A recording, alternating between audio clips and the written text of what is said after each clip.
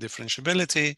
These are the ones that we are going to cover it, and we are not to come back to it again. So just make sure you know everything and it's done.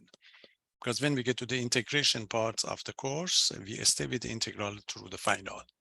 And the final exam will cover only integrations, nothing to do with, nothing directly from this, because it's going to be quite a lot. So we're not going to come back to it. So just, if you have any doubt about it, anything, just take care of it now, because it's not going to be repeated. So this is it. So we go at that practice quiz that I posted already. So I do the exact one and I give you the numbers.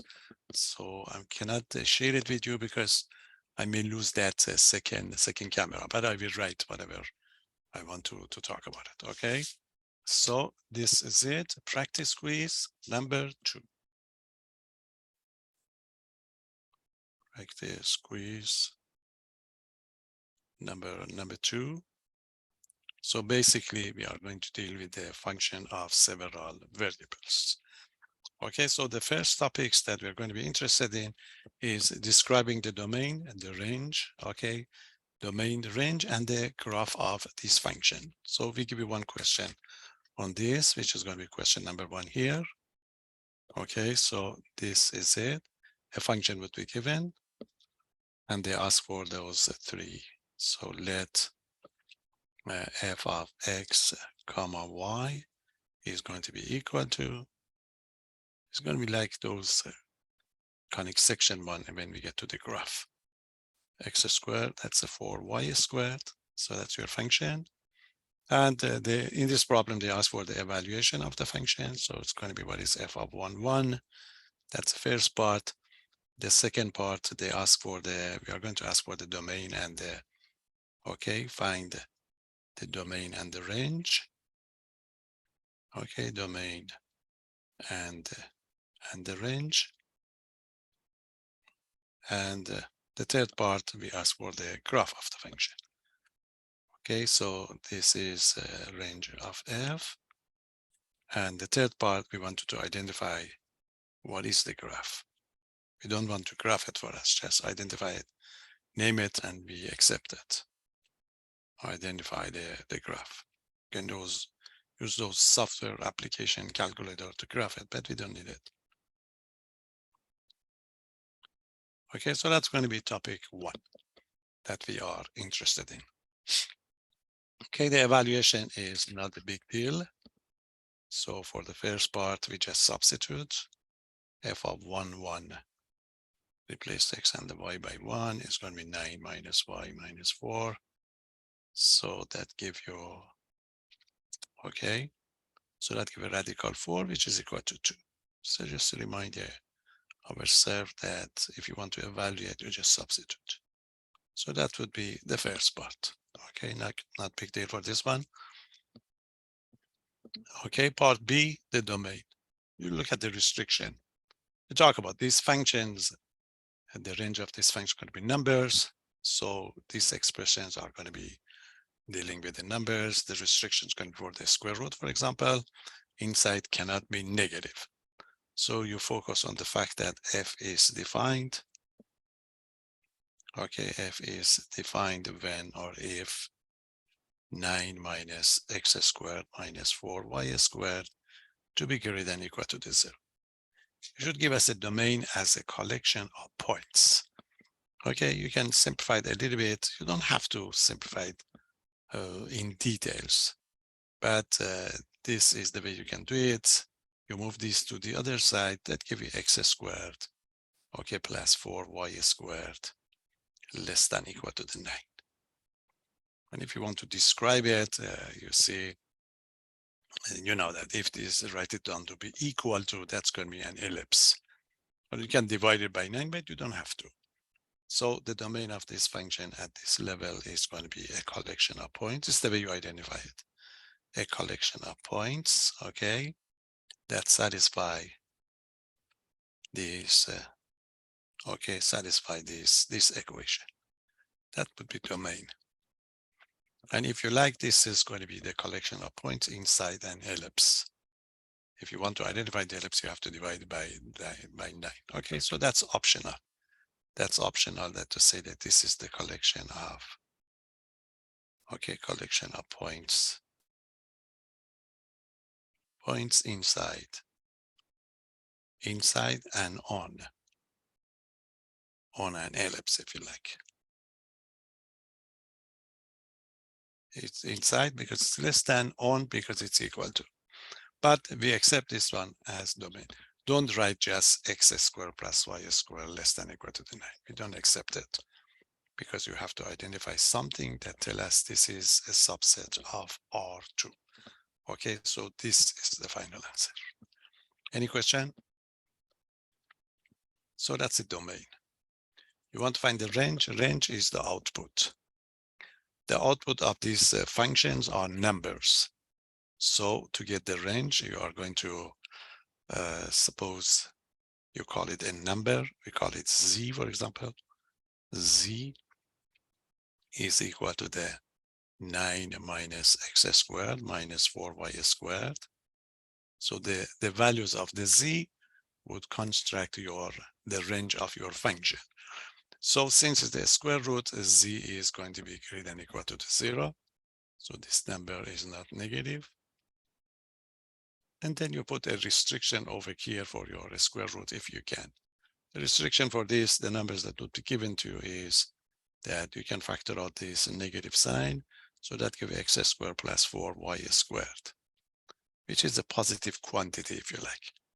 So if you subtract a positive number out of the 9, so this result is going to be smaller. Okay, so this is going to be, that's it. So it's going to be less than or equal to the radical 9, for example. Okay, because if you forget about the radical, you see 9 minus something is less than 9. And the radical 9 would be 3. So the value of your function must be between 0 and 1. So the range of your function, okay, the range of your function is going to be a closed interval of 0 and 1. Again, this is what we accept you to write down, because you have to give us a collection, a subset of real numbers. A subset of real numbers, in this case, is going to be an interval, so nicely done. Okay, so the domain must be a subset of the R2, a collection of points. The range must be a collection of numbers. And this is going to be the case. Oh, I made a mistake here. Yes, that's a 3. That's a 3.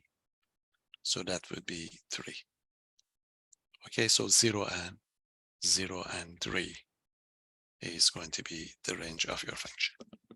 Any question? So this is the way we are going to identify the range of the function.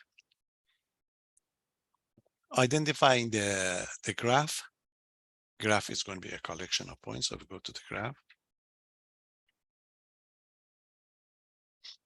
You see your function is a function of 2 variables. So your graph is going to be a collection of points in 3-dimensional. Okay, so the graph of the function, that's just for your information.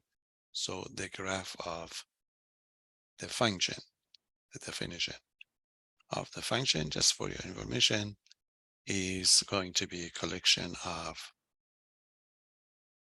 points x, y, z in R3,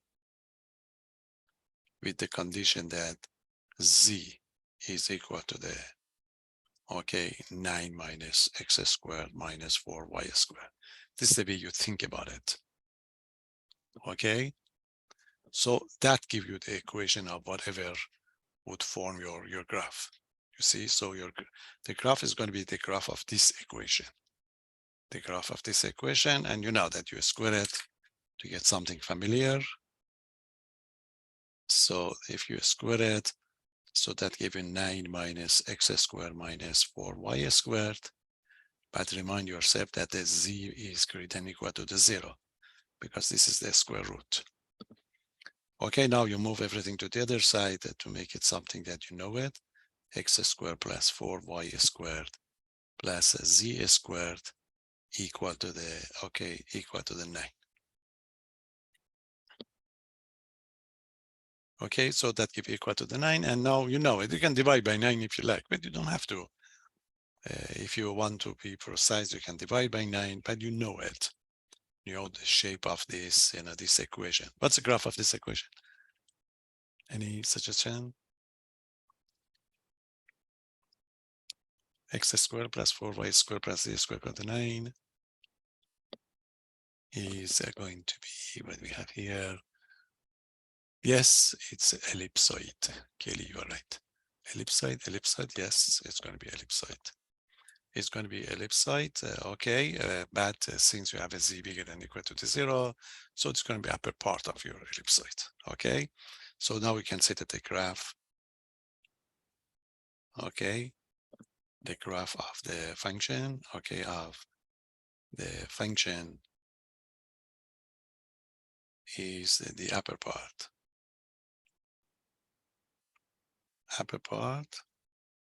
of an ellipsoid that, you have those equations. Okay, that is going to be ellipsoid. Okay, and if you want to be more precise, that would be fine, really. If you divide by 9, that gives you x squared over 9. You see that gives you y squared over 4. This is going to be divided. It's going to be, if divided by 9, to write it down in this format, is going to be 9 over 4. And this is going to be z squared over 9 equal to 1. You see, if you want to be very much, you know it, you identify it, and that's fine.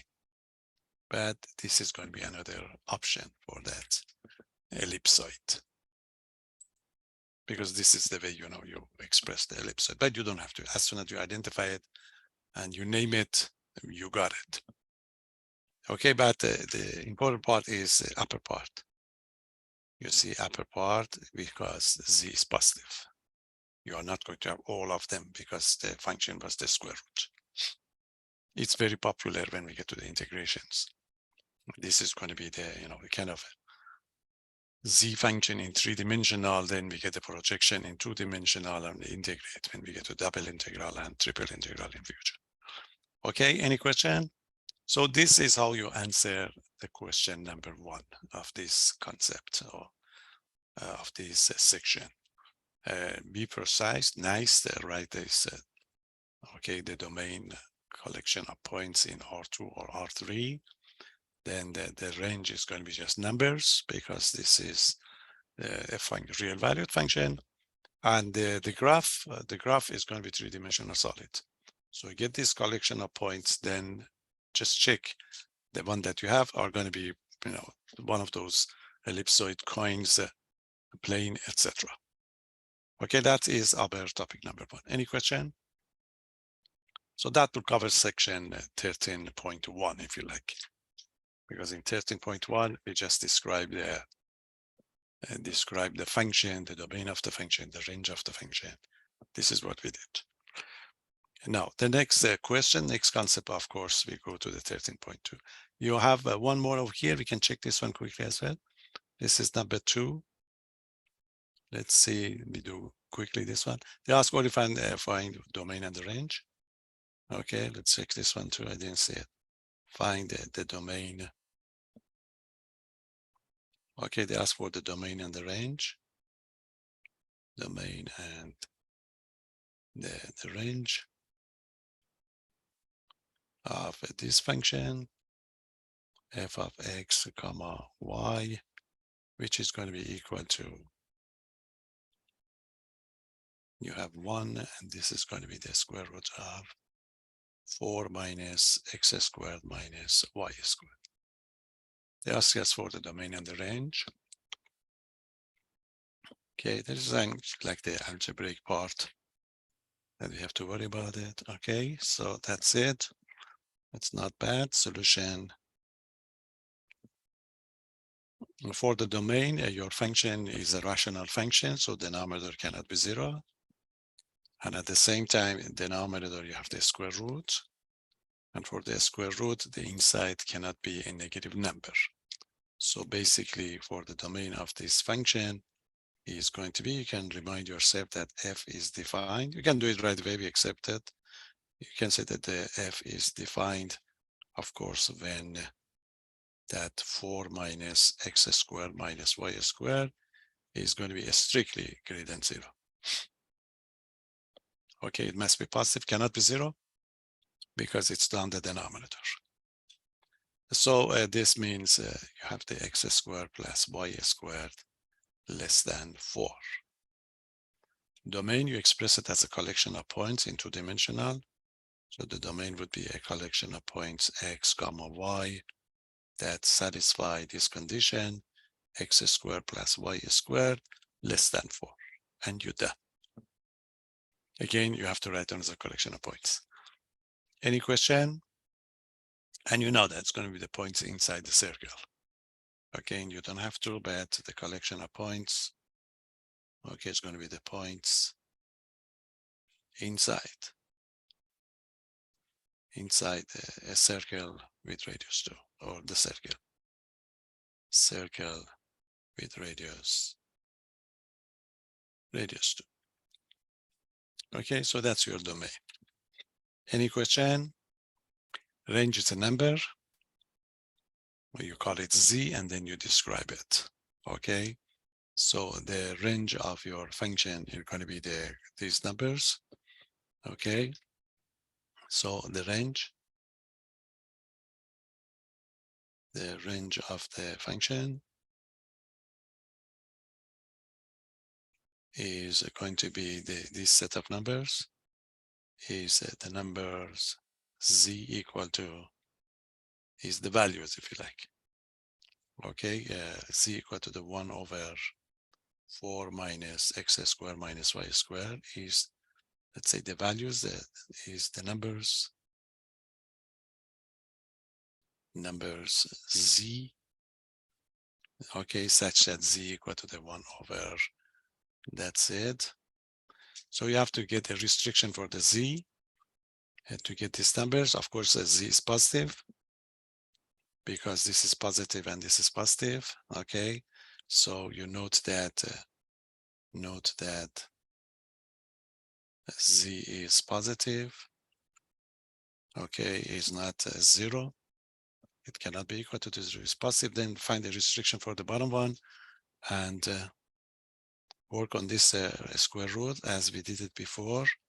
So it's going to be kind of a 4 minus x squared minus y squared. So it's going to be 4. Again, pull out that quantity, x squared plus y squared. Again, this is a positive number. You take it out of the 4. So it would be less than equal to the radical 4. Again, because if you remove the radicals, 4 minus something is less than 4, which is equal to 2. Okay. So, and this would be less than equal to, okay, it's going to be less than equal to 2, but so you need the reciprocal. So if you get the reciprocal, it's going to be 1 over the square root of 4 minus x squared minus y squared. Okay, so that gives you greater than equal to, okay, greater than equal to the 1/2 now. Okay, so your Z is a positive number and it must be greater than equal to the 1/2. Okay, so this means this is it. Means your Z must be greater than equal to the 1/2.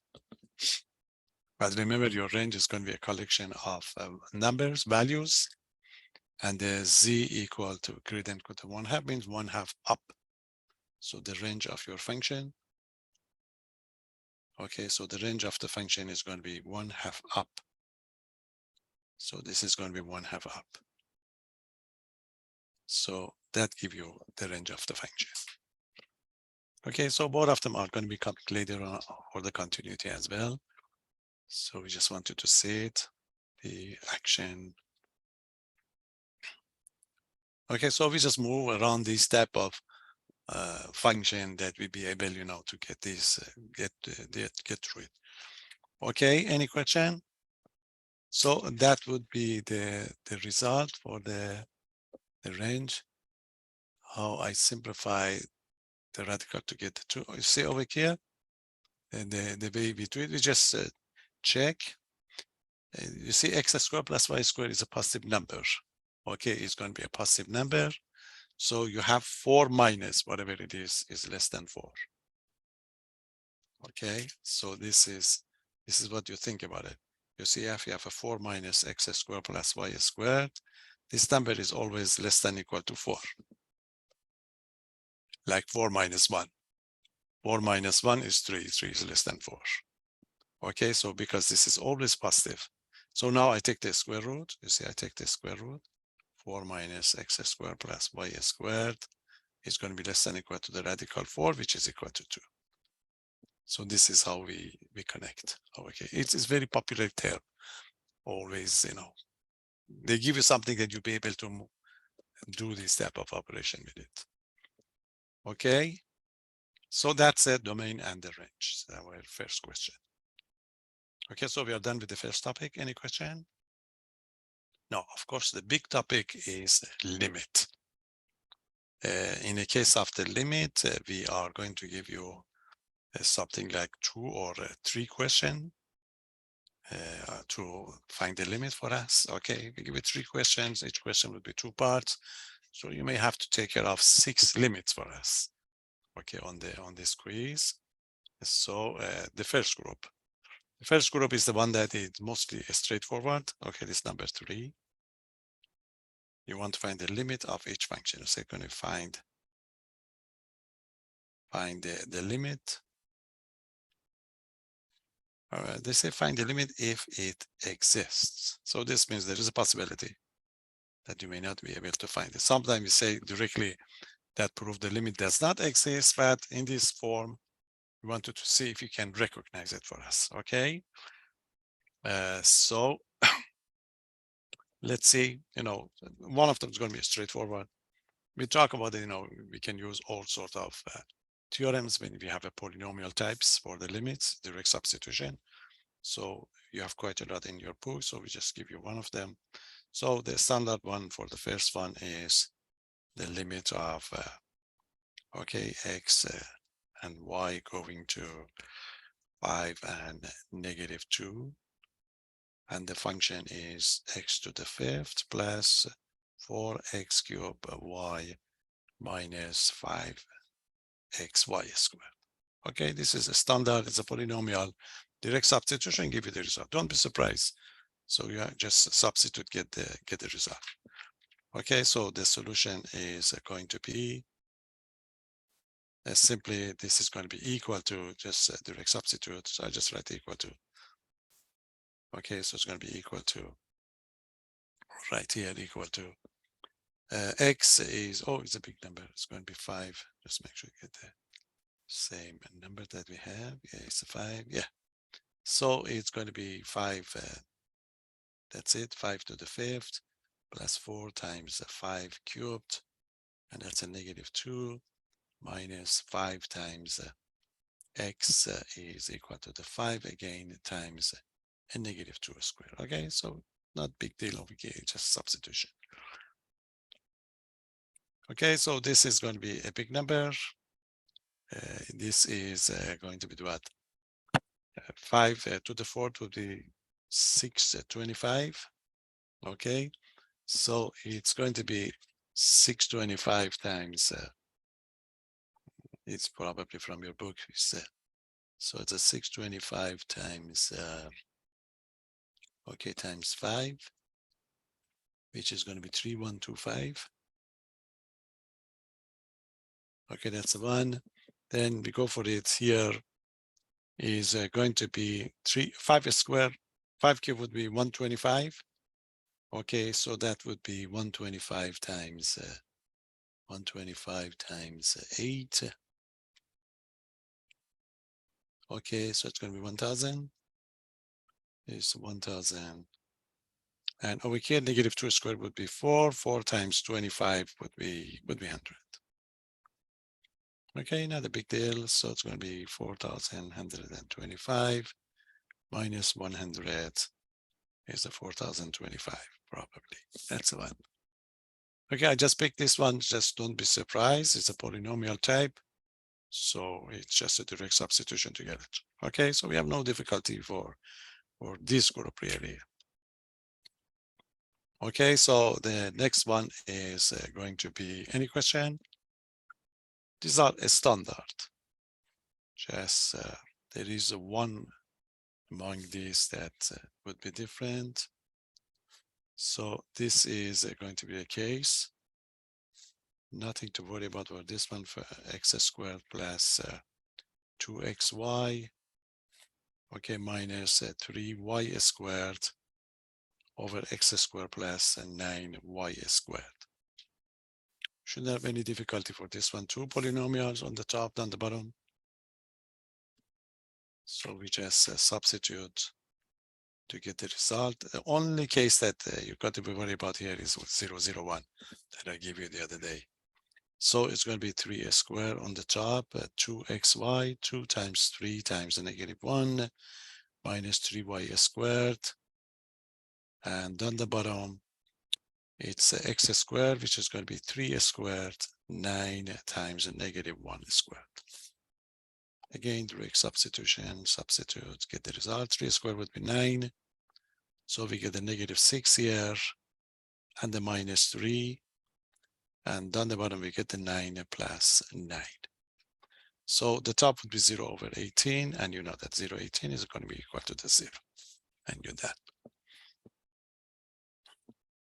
The one that is missing that I gave you one the other day is, remember, if you get a 0, 0, then you have to factor it or just multiply the top and the bottom by the conjugate of the radical expressions.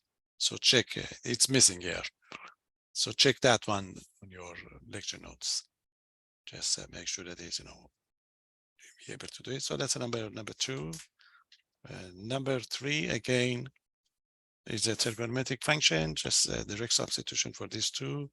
So the limit of x comma y goes to pi half and 0. Okay, and the top would be sine x cosine y, and this is going to be x. Again, this would be a straightforward. X is pi half, the sine y is 0, so this is going to be sine of the pi half cosine of the 0, and the x is pi half. Okay, sine of the pi half is 1, cosine of the 0 is 1, the pi half. So it's going to be 1 over, is it 2 over pi? So 2 over pi would be the final answer. Okay, these are the first group that we have. And one more. Again, pick a couple of them in your assignment, quite a lot. So it's going to be limit of x comma y goes to 0, 0. The top is xy plus 1. The bottom one is x squared plus y squared plus 2. Again, this is not going to be anything different. Substitute 0, 0 plus 1, 0, 0, 2. So that gives you 1 here. Okay, so this category shouldn't have any difficulty.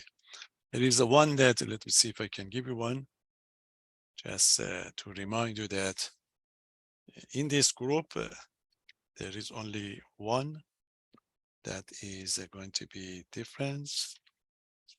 Let's just, I gave you one the other day, but I want to remind you that, make sure you have a look at it. Give you another one.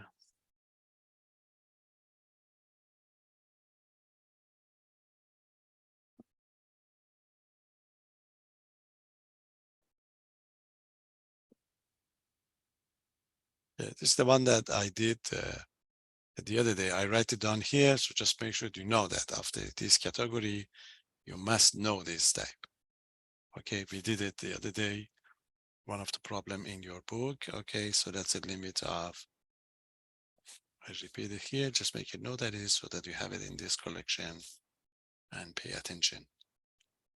So that was this is the only one in this first group that you got to be careful. Okay, that's the one.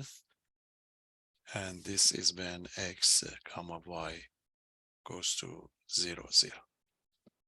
This is from your book, 13.3. And this must be problem number 17. Okay, this is the only one of this first category that's going to be different. Okay, and the problem is going to be if you substitute. Okay, if you put the 0, 0 on the top, you get 0, 0. So this is it. It's going to be equal to, we get the 0 on the top. So you get a radical 0 plus 1 minus 1. So that gives you 0, 1 minus 1, which is going to be 0, 0. Okay, so no Hopital rule, L'Hopital rule for the function of several variables.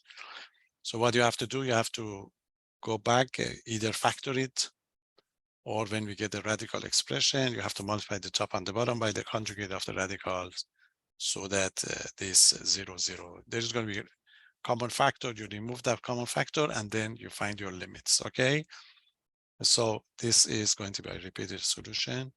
So it's going to be limit of x, y goes to 0, 0. So multiply by the conjugate of the bottom. So this is x squared plus y squared.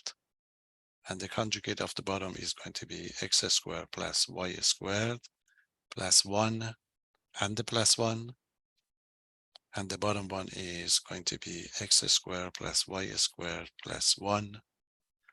Okay, minus 1 times radical x squared plus y squared plus 1 plus 1. Okay. So down the bottom, when you multiply it, it's going to be the limit of, that's going to be a square of the first. When you multiply these two together, the radical will disappear. So that gives you x squared plus y squared plus 1. And the other one's minus 1. And you repeat the top one, then you will see that common factor will disappear. So that gives you x squared plus y squared, repeat it. So the radical x squared plus y squared plus 1 and the plus 1. Okay, now this 1 and 1 cancel out. So the denominator would be x squared plus y squared. Now x squared plus y squared and x squared plus y squared would be cancelled out. Any question? You have to keep the limit. If you don't have the limit here, you cannot simplify it, remember. Because you have to guarantee that x squared plus y squared is not 0. And you guarantee it when you put the limit. When you put the limit means you estimate it. Okay, so I would like to finish it over here. So it's going to be, the leftover is going to be a limit of, okay, this is going to be the limit of only the top, radical x squared plus y squared plus 1, and the outside 1 when x and y goes to the 0, 0. If you substitute, that gives you radical 1 plus 1, which is 2. So the result of the limit is equal to 2. Okay, so this is one option among this first group of we call it ordinary limits. In the first group, you have to be careful. Otherwise, all of them are going to be straightforward. Just it can be done. Okay, any question? So that's the first group. All polynomial types, all nice. Ready for the second one? Now, the second group are going to be, the function are going to be just a quotient of the polynomials. But you get the quotient of the polynomials that you mostly get 0, 0. But this type of method is not going to be working for it. Okay, so we want to know how we're going to take care of those type of limits for us. Okay, so the way we are going to describe it is in the practice one, they give you the result, but we wanted to identify it yourself. Okay, so this is those. Okay, this is it. Yeah, in your book, they give you they ask you to prove this, but I'm going to change it into this form. Number 4. This is, there are 2 different groups. This is the first group. I call it find each limit again.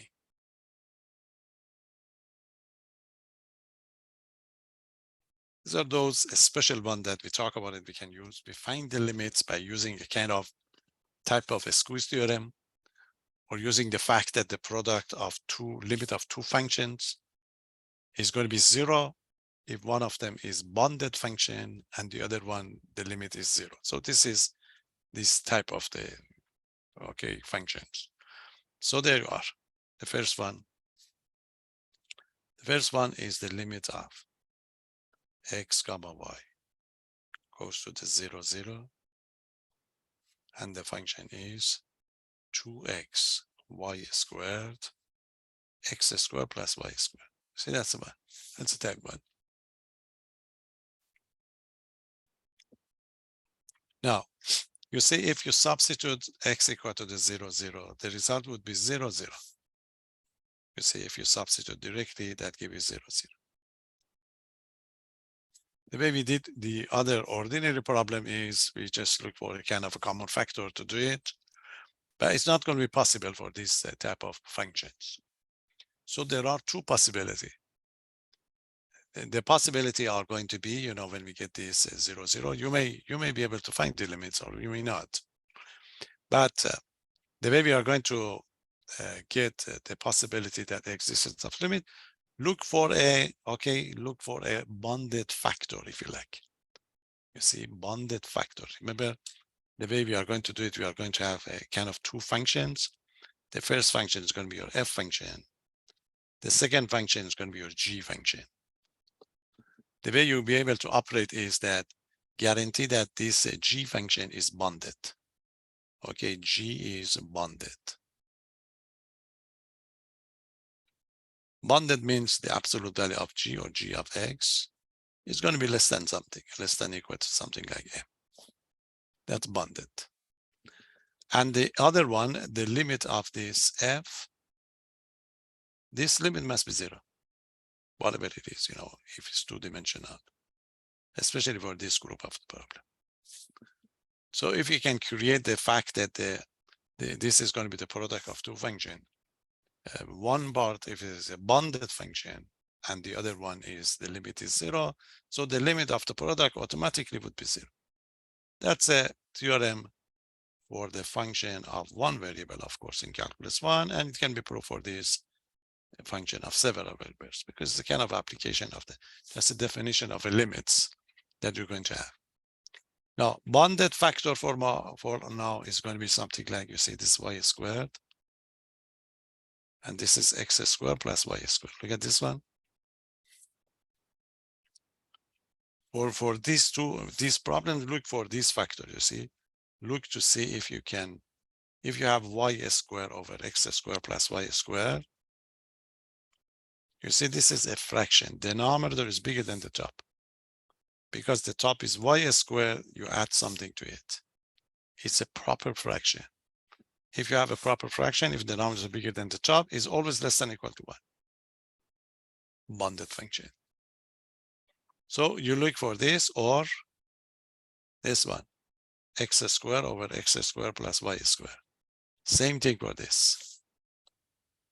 So quickly look to see if you can find this identity. If you find it, the idea is this, like this quiz theorem. You'll be able to do it right away. Okay, any question? So this is the way you do it.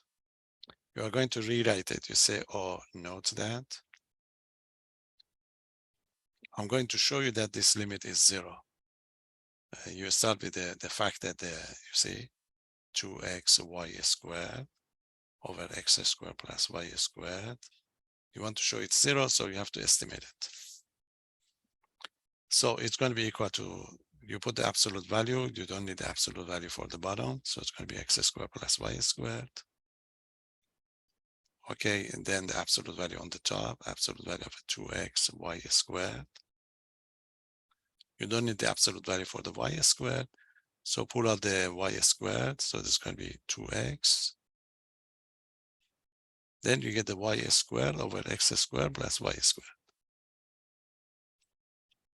Okay, you can do it right away, you know, or which is, so now you know that this is less than or equal to 1.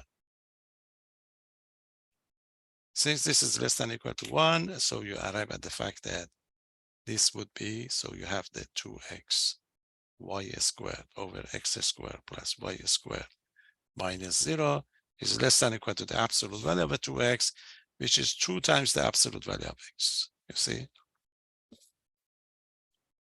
And that will help you to get the result. You can continue to prove, or you can simply say that it's like the squeeze theorem.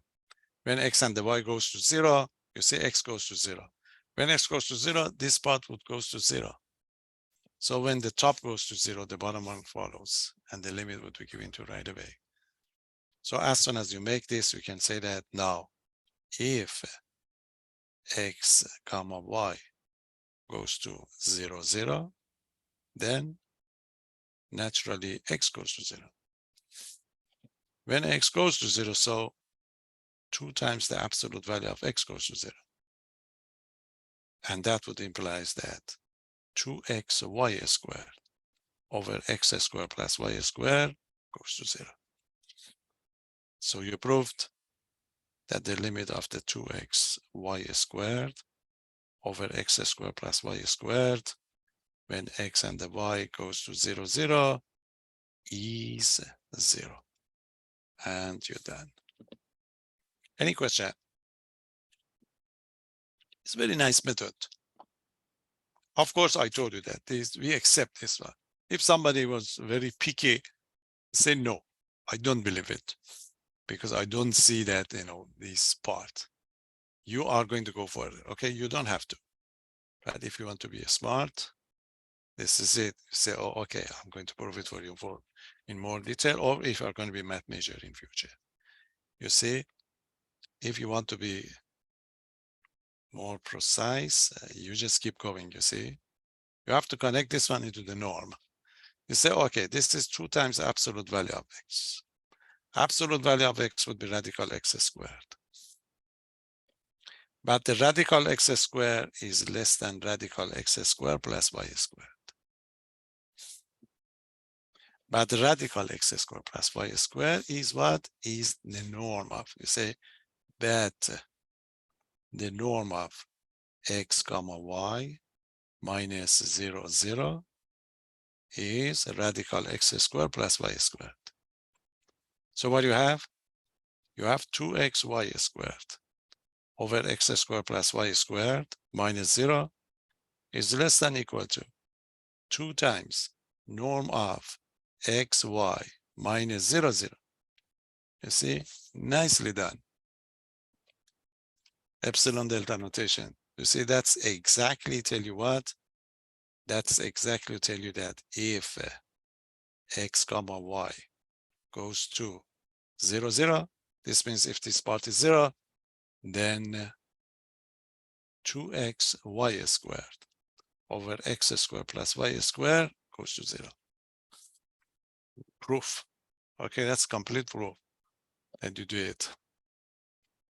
For all the limit problem in calculus, this type of, I told you the other day, this type of identities are possible. We call it Cauchy inequality or Cauchy identity to get to it. But, we accept this one because it always can be, it's correct, nicely correct, nothing wrong with this. But if you want to go to the epsilon delta case that we talked about it the other day, you need a little bit more. Because you end up with the absolute value of x, these problems, or you may end up with the absolute value of y. And in both cases, you can, can go further and get this result right away. Okay, that's one. Any question? It's popular. You will see one of them. You have a couple of them over here. So let's give you all the possibilities. Let me give you one. Ready for the part 2? Remember the common factor that you look for? Bonded factor. These two. As soon as you see it, done. Look at this. Part B. They give me this limit. Limit of the top x squared y. The bottom one x squared plus y squared. Again, x comma y goes to 0, 0. You want, again, you see, if you substitute 0, 0, that gives you 0, 0. But you've been asked to prove this limit is equal to 0. Check to see if you have any common factor, bonded factor. Look at this one. X squared. You see? So you say, oh, note that x squared over x squared plus y squared. Again, you see, the denominator is bigger than the top. So this is always less than or equal to 1. So this is your bounded function. The leftover is y. When y goes to 0, would be 0. The limit of one function is 0. One factor is 0. The other factor is bounded. So this would be 0 right away. So this is how you argue. You say, oh, x squared y over x squared plus y squared minus 0. I'm going to estimate this one for you. Okay, use this absolute value version as we did before. So it's going to be the absolute value of the top. The bottom one, you don't need any absolute value. You pull out the y, it's going to be absolute value of y. The leftover is x squared over x squared plus y squared. So you argue that this is less than 1. So this means you drop it. So this means you have x squared y over x squared plus y squared minus 0 is less than or equal to the absolute value of y. You see, nice. Again, I would say if x comma y goes to 0, 0, then y goes to 0. So absolute value of y goes to 0. And that would imply that x squared y over x squared plus y squared goes to 0 too. So you prove that the limit of x squared y over x squared plus y squared, x comma y goes to 0, 0 is 0. And you're done. Any question? If somebody insists, absolute of y is radical y squared. Radical y squared is less than radical x squared plus y squared. You go to the norm and you do the same thing that I did for the other problem. Okay, any question? So you have to arrive at this inequality, connect them together, okay? Connect them together to be able, to be able to do it. So the case is going to be the one, the same one. One of them is the one that's different. The next one is going to be, are you ready for the part C? The next one is a little bit different, but it can be done. Okay, again, if you want to continue, absolute value of y is going to be, again, radical y squared. You keep going, but, you'll be fine. I can put it here so then you can have it, but you don't have to. You see, if you like proofs in mathematics, you see that would be the next step if you want to be more serious. So this is radical y squared. Radical y squared is less than radical y squared plus x squared, which is the same as norm of x, y minus 0, 0. You see?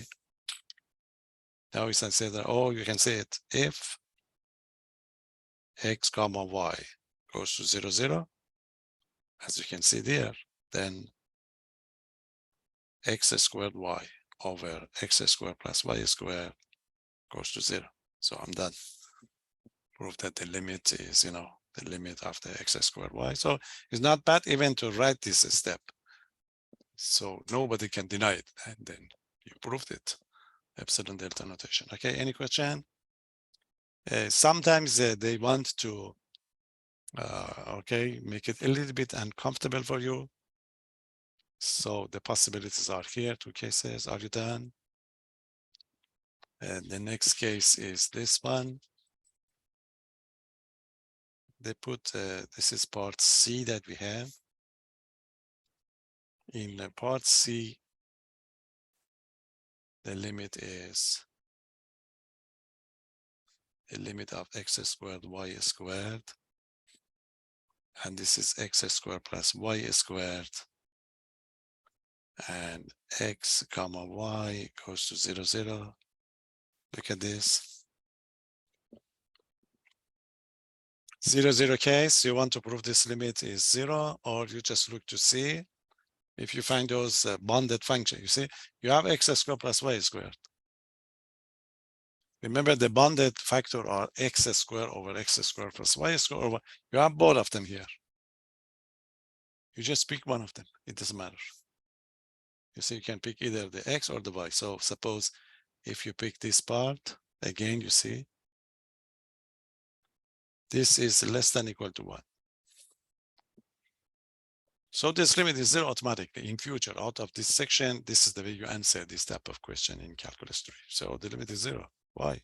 Because this function is bounded. And the limit of x squared when x goes to 0 is 0. I'm done. Okay, so this is the way you're saying you're going to do this one. Same thing. Same thing, you just remind yourself that, note that I have that. You can even go with the x squared, both of them are the same. Say this is less than equal to 1, so you want to estimate it, show that it's 0. X squared plus y squared minus 0.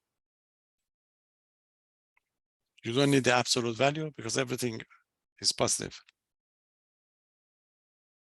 So this is going to be x squared, y squared, x squared plus y squared. So you keep the x squared, you work on the other part. Okay, now you say that this is less than equal to 1. So this is where you are going to get inequality now. We get x squared, y squared, x squared plus y squared minus 0 is what? Is less than equal to, this time is x squared, which is much, much better. Now you move. So, okay, if x comma y goes to 0, 0, then x goes to 0. When x goes to 0, x squared goes to 0 too. So x squared goes to 0. Okay, x squared goes to 0, and therefore, if you like, this is it, x goes to 0, and you have the fact that x squared, y squared, x squared plus y squared goes to 0 too. That's it. So the limit of x squared, y squared, x squared plus y squared, x comma y goes to 0, 0 is going to be equal to 0, and then you're done. Okay, so they are all easy to handle. Any question? Surprise one is the part D. Let's see if you can do the D of this group. And then you are not going to have any other type of this really. They are all like the one that I did. So you may get a similar one on the quiz or the same one on the quiz. But there is a point regarding this one. Let's see if you can do it. Need a little bit of algebra to take care of this. X cubed y squared over x to the 4th plus y to the 4th. This is the one.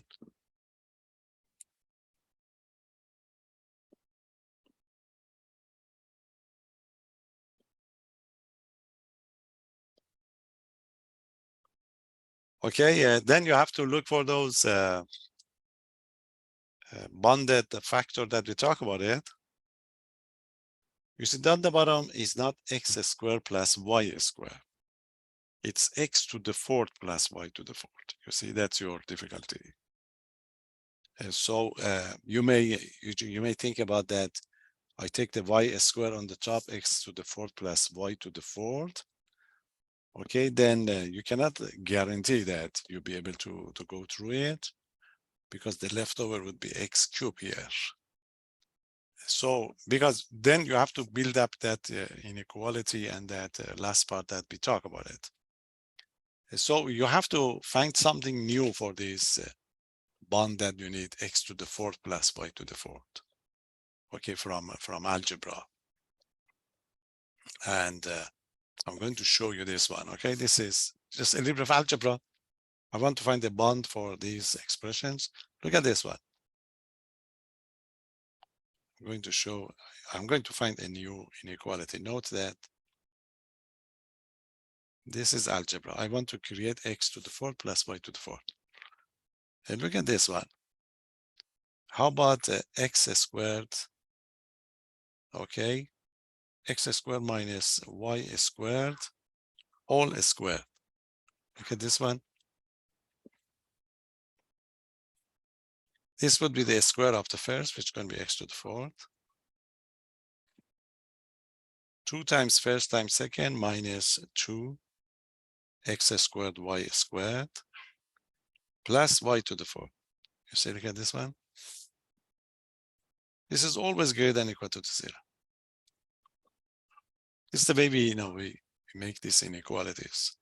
But you need x to the 4th plus y to the 4th. So move this one to the other side. So that gives x to the 4th plus y to the 4th, which is going to be greater than or equal to the 2x squared y squared.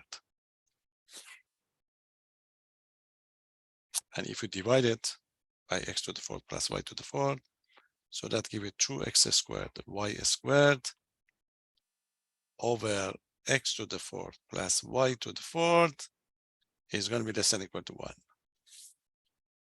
Divided by 2, that gives x squared y squared, that's x to the 4th plus y to the 4th, is less than or equal to the half. You see? It's very interesting problem. It's a very unique problem, if you like. That will tell you what to do for this one. Go back, what you have on the top. On the top, you have x cubed y squared. You want to make it into the x squared y squared. So if you take out 1x, the leftover is x squared y squared over x to the 4th plus y to the 4th, which is less than 1/2. You see, this is how we're going to get now. You have what? You have x cubed y squared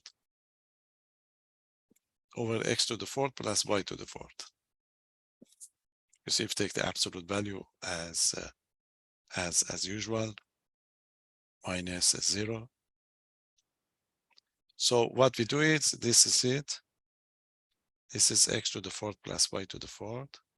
We write the top one as x times x squared y squared.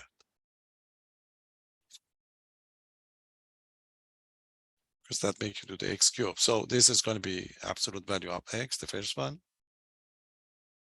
The leftover is going to be x squared y squared over x to the 4th plus y to the 4th. This is less than 1/2. So the result would be 1/2 of the absolute value of x, less than or equal to the 1/2. Now you have that inequality that you need. X cubed y squared over x to the 4th plus y to the 4th minus 0 is less than or equal to the 1/2 of the absolute value of x. That's it. When x and the y goes to 0, x goes to 0. So automatically the rest goes to the 0, and then you're done. It's a very unique problem. You have it in your book. It's one of the assignment of your book. Okay, so now you argue, say, oh, if x, y goes to 0, 0, then 1/2 of the, then x goes to 0. And so 1/2 of the absolute value of x goes to 0. So therefore, if you like, x cubed over y squared over x to the 4th plus y to the 4th goes to 0. And then you prove that this limit is 0. Limit of x cubed y squared, x to the 4th plus y to the 4th, when x and the y goes to 0, 0, is 0. See, that gives you the idea of these type of nice problems. So you have all the possibilities. There is no other possibilities because you cannot randomly write something, then we'll be able to take care of it. So they just want to emphasize the role of that idea that this is a product of two functions. And if you can, if you can arrange it so that one part is going to be a bounded function, then you'll be able to take care of the second one. Okay, so look for those factors that we have for the x squared over y squared. Okay, any question? So all these problems that I did, the limit was nicely exist, but we give one question of this group, okay? And now one question on to show that the limit does not exist. You know that the limit does not exist if you can find two different directions with two different limits. That would be easy problem. But that would be our next problem, okay? So far you get 4 problems if you like. So this is the 4th one, and in the review, this is problem number 5. Proving the limit does not, directly we ask you to prove does not exist. So number 5, we wanted to show that, okay, show that the limit does not exist. The limit, okay, does not exist. Okay, they are very popular and can be done easily. Try the first one, the limit of x comma y goes to 0, 0, and the function is x minus y over x plus y. It's going to be given at 0, 0, the origin. Then you check, you can go towards the origin, okay, along the x-axis, y-axis, along the line passing through the origin, y equal to the x, along the parabola, y equal to the x squared. Just pick 2 that give you two different answers. Any suggestion for this one? Along the x-axis means y is 0, x goes to 0. Along the y-axis means if you are on the y-axis, x is 0. You get the y, so we can check which one is better. Any suggestion for the directions? X, y.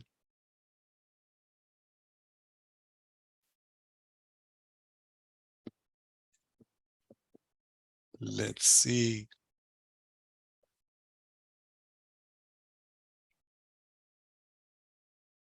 Okay, along the x-axis and the y-axis, Kelly. Yes, you are right. You see, you just check before going in. You see, fix the y. Fix the y means replace the y by 0. If you replace the y by 0, that gives you xx, which is 1. Replace the x by 0 along the x and the x-axis. If you replace the x by 0, that gives you negative y over y, which is give you negative 1. So in two different directions, two different numbers, so the limit does not exist, okay? In the case of the function of one variable, we have the right and the left limits. In the case of the function of several variables, we have directions, okay? So there you are, two different directions. The first direction is the limit of x goes to 0, but y is 0. This is along the x-axis because there is no y. So a substitute. This is going to be x minus 0, x plus 0. So that gives a limit of x over x, x goes to 0, no y. Since x goes to 0, x is not equal to 0, so we can simplify it. So it's going to be limit of 1, x goes to 0, which is equal to 1. That's one direction. Any question? So you know the direction is going to be this one is along, if you like, just for your information, x-axis. Now repeat it the other way around.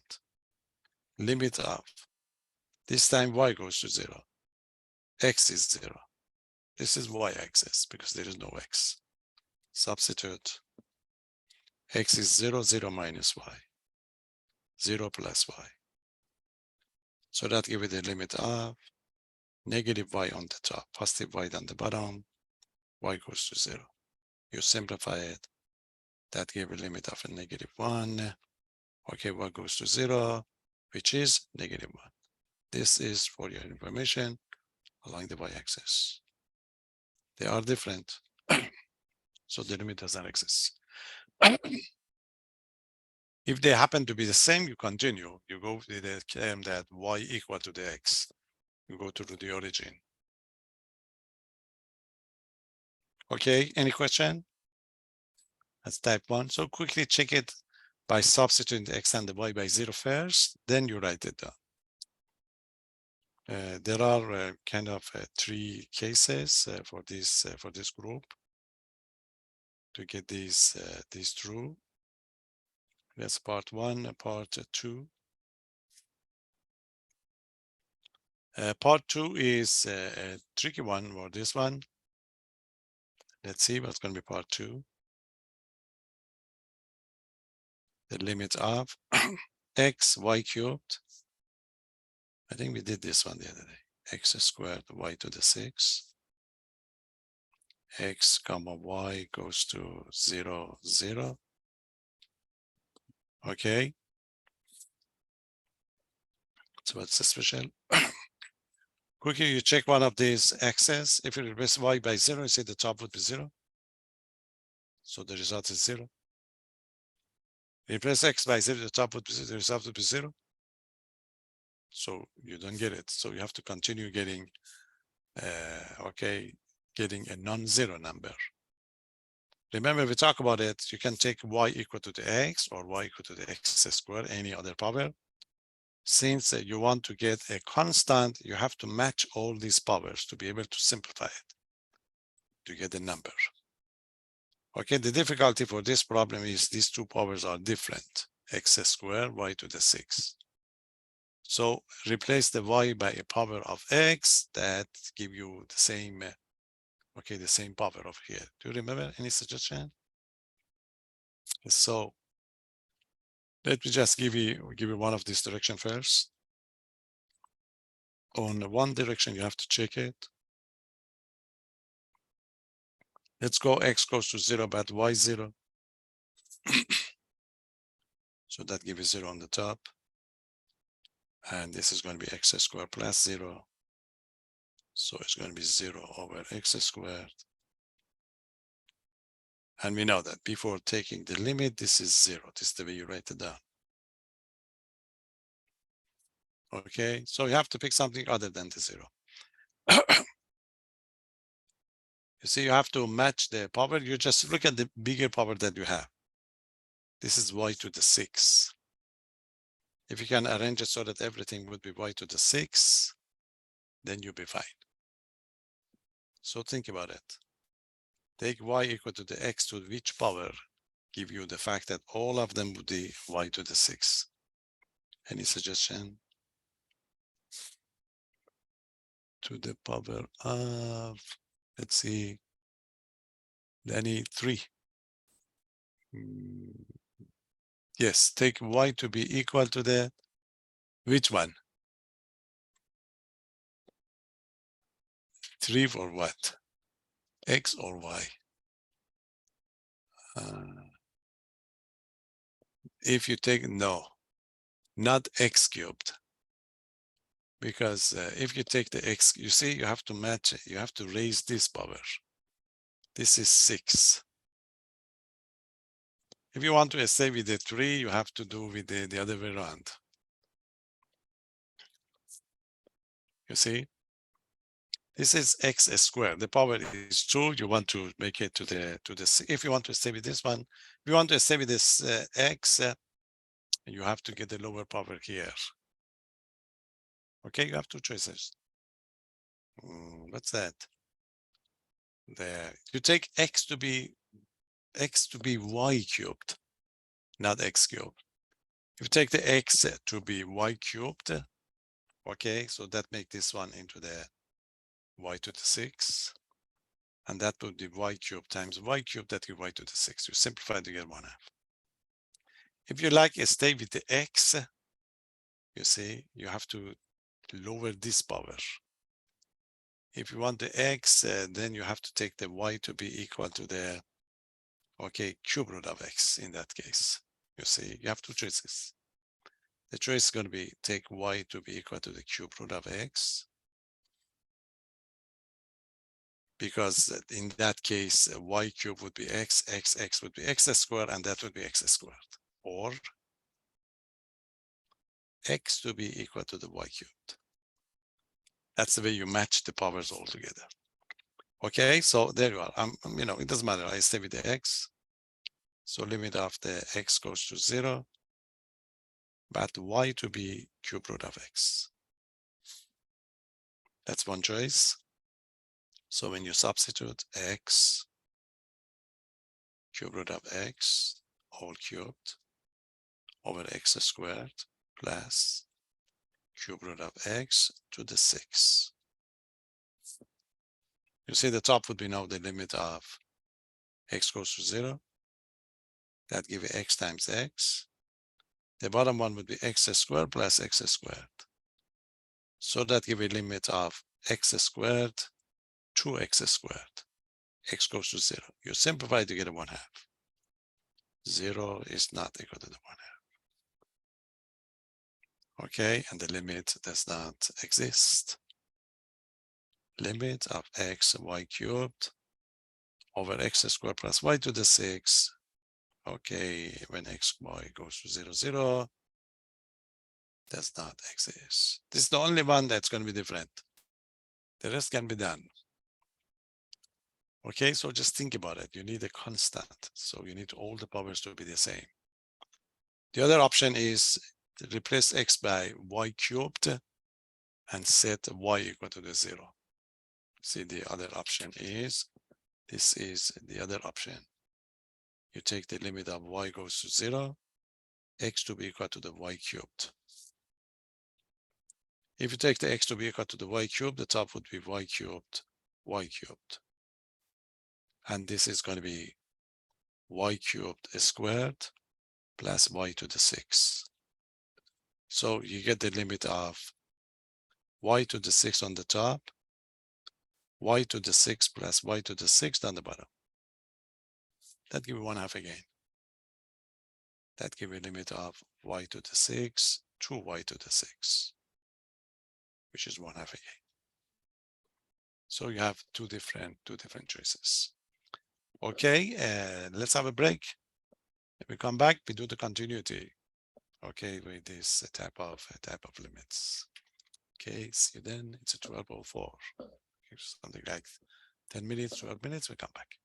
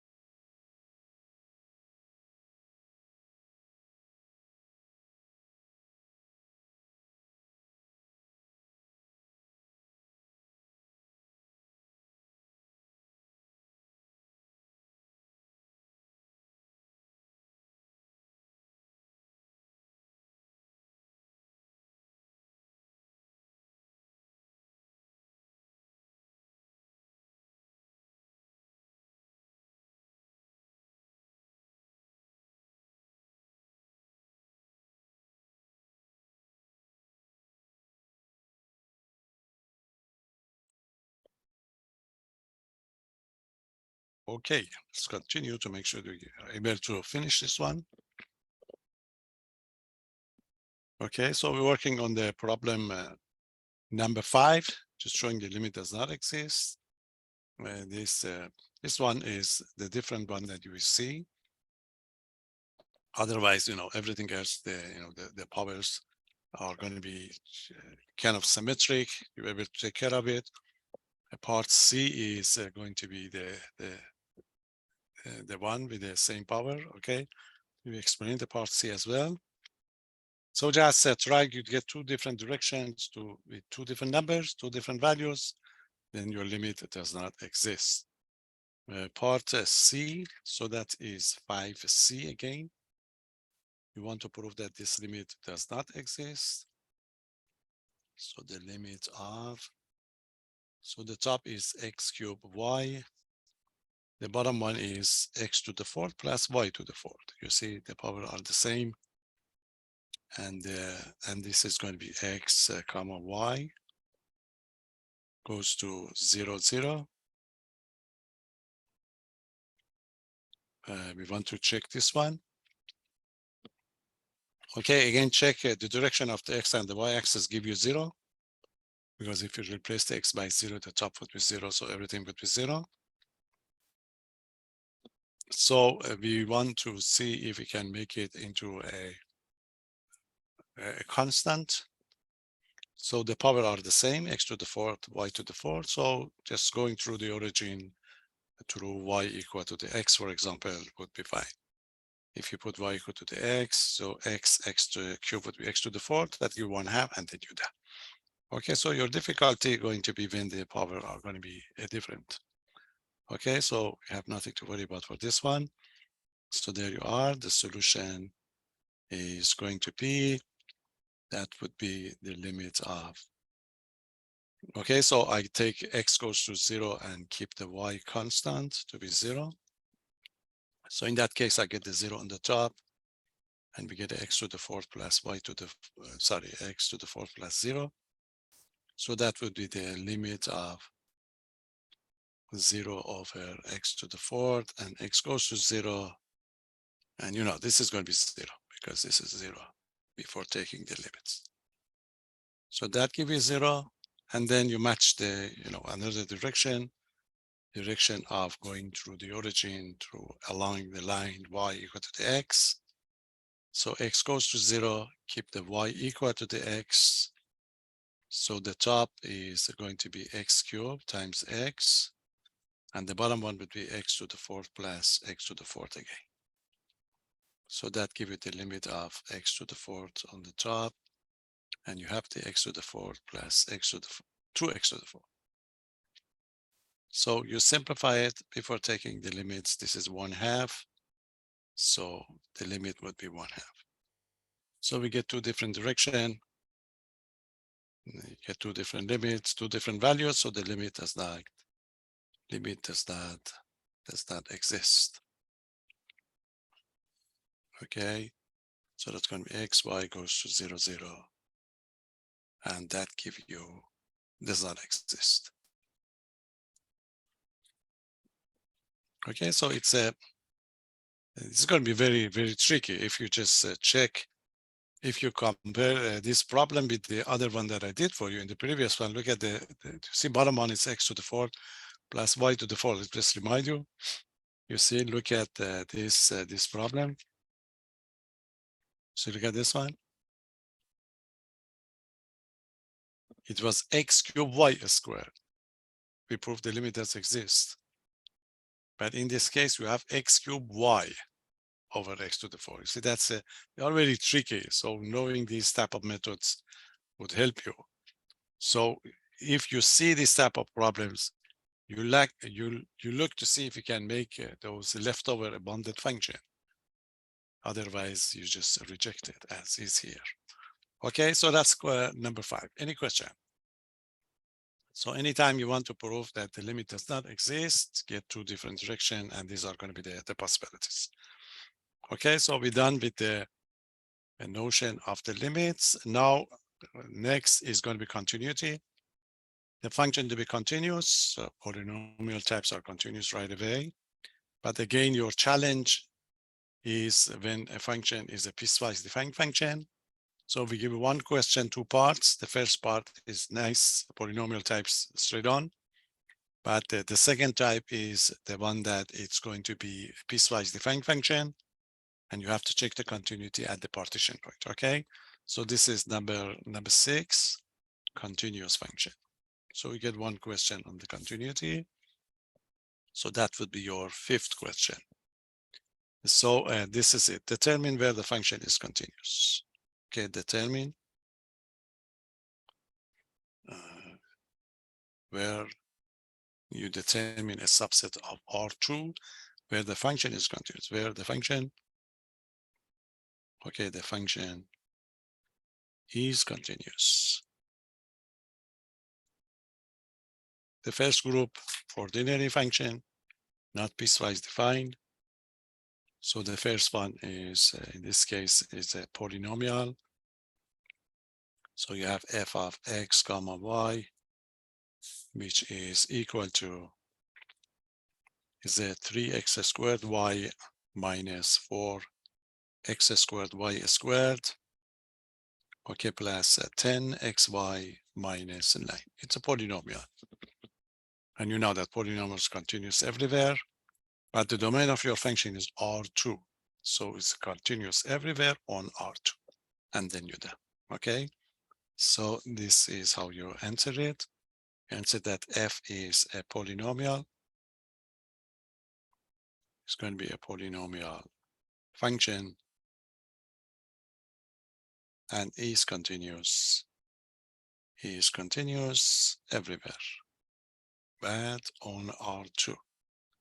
Remember, the domain is R2. So that's, that's a straightforward one. The polynomials, like the function of one variable. When it's a polynomial, nothing to do, nothing to worry about. Question? The second one, again, a kind of rational function. So the rational function is f of x comma y is equal to, you have x times y, and then this is going to be x squared minus y squared. Top polynomial continuous, bottom one polynomial continuous. Quotient of continuous function continuous. Okay, but the difficulty is the denominator. You must make sure that the denominator is not 0. So this function is going to be continuous everywhere, except when the denominator is going to be equal to the 0. So you just describe that domain and then you're done. So you can say that f is continuous. F is continuous. Okay, when, if you like, x squared minus y squared is not equal to the 0. Okay, different way to write it down, but you have to give us a collection of points. So f is continuous. Make a subset of R2 on this interval of x comma y with this condition that you have. Different way to write it down. You can simply write when x squared is not equal to the y squared, and we accept it. Okay, you know that you can take the square root, then write, but it's not a big deal. Just using this, this fact would be enough. X is not x squared not equal to the y squared, or x is not equal to the y. Both of them would be the same. Okay, so for the polynomials and the rational functions, nothing to worry about. If it's going to be the square root, you know the idea. You have to find the values when the denominator inside the radical is not going to be a negative number. Okay, that's the type 1. Any question? The type 2. So we give you one question, 2 parts. The second part is piecewise defined function. That's your challenge. Okay. Piecewise defined. So you get quite a lot over here. Okay, let's see how we're going to handle it. So we start with the part C. Part C. The function is f of x comma y is equal to the 3xy Okay, 3xy over x squared plus y squared, with the condition that the x comma y is not 0, not 0, 0. Sometimes we say just 0 as a 0 vector, and sometimes 0, 0. And this is 0 if x comma y is equal to the 0, 0. Okay. Now, how we handle this? First, we forget about the second part. That's it, the first part. Nice. Polynomials, polynomials, continuous, continuous. Since x and y is not equal to 0, 0, nothing to worry about. So the function is continuous when x, y is not at the origin. So the only job is check the continuity at 0, 0. You check the continuity at 0, 0 by looking at the limit, because you have to prove that this limit of the function when x and at 0, 0 is equal to the 0. Okay, so this is the only job that you are going to have. If you get a continuity at 0, 0, this function will be continuous on R2. If you don't get the continuity at 0, 0, the function is continuous everywhere on R2 minus 0, 0. Okay, so this is your job. Solution. So you explain that f is continuous. F is continuous simply on what? Is going to be continuous when x, y is not equal to the 0, 0. So that's the start. Now we're going to check the continuity. That's for your information. Check the continuity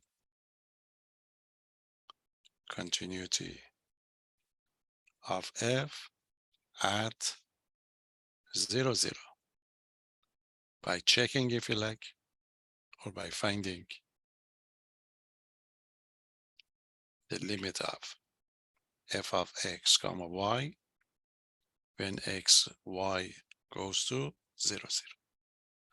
This is what you have to do for us, or you do it automatically. Okay, so let's check.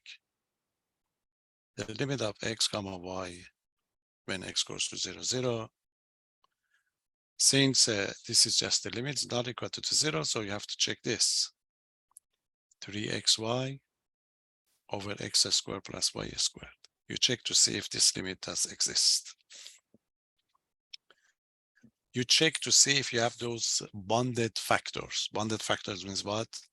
Y squared over x squared plus y squared, or x squared over x squared plus y squared. If you don't see it, check the directions and reject it right away. That's the way we do it. You don't have those bounded factors. Check the direction. The direction of the x and the y axis, if we replace x by 0, that would be 0. If we replace y by 0, that would be 0. So go through the origin. The powers are the same. Check y equal to the x. If you check y equal to the x, that gives you 3x squared. That would be x squared plus x squared, which is 2. 3 half done. Okay, so this is the way we do it. If there is those bounded function factors, y squared x squared over x squared plus y squared is less than 1. Otherwise, you reject it right away. Okay, so this is the way we do it. So you have to show it. So you check the x goes to 0, y 0. So that gives us 0, x squared plus 0, which is the limit of the 0 over x squared. So this is automatically 0. So this is 0. You need another direction as we talk about it. X goes to 0, take y equal to the x. So the top would be 3x, x. That's x squared plus x squared. We substitute for y. So that gives us the limit of 3x squared on the top, 2x squared on the bottom. X goes to 0, simplify the x squared, the result would be 3 half. 0 not equal to 3 half. That's it. So the limit does not exist and the function is not continuous at 0, 0. Okay, so you can write it, it's not continuous, we accept it right away. So the limit does not exist, say f is not continuous. F is not continuous, not continuous at 0, 0. Conclusion? The conclusion is that f is continuous. F is continuous on what? R2 minus 0, minus the origin. Everywhere except 0. This is the way you explain it for us on the test or for this type of problems. Okay, when x and the y, if you are not at the origin, that's easy. The function is automatically continuous. But the difficulty is going to be if it's going to be at the 0. 0 is the partition points. When you have a partition point, you have to check in calculus 1, we check the right and the left limit. In a function of several variables, we check the limit in different, okay, for different directions. If there is going to be that bounded factor, you can prove that the limit does exist. I'll give you one in a minute. Okay, so this is part 1. Any question? That was C, get quite a lot. Let's do a couple of them to see that part C. Part D is different. Are you ready? So that's a C. D is the other option of these type of problems. You are going to have 2 different cases. So what is this? So D, look at the function. The function is f of x comma y is equal to, you have x squared y squared divided by x squared plus y squared. And this is going to be when x, y is not equal to the 0, 0. And it's 0 when x, y is equal to the 0. That's the other case option. Okay, are you ready? Again, if x and the y is not equal to the 0, everything is nice. Continuous, continuous, continuous. So you have to check the case at the 0, 0.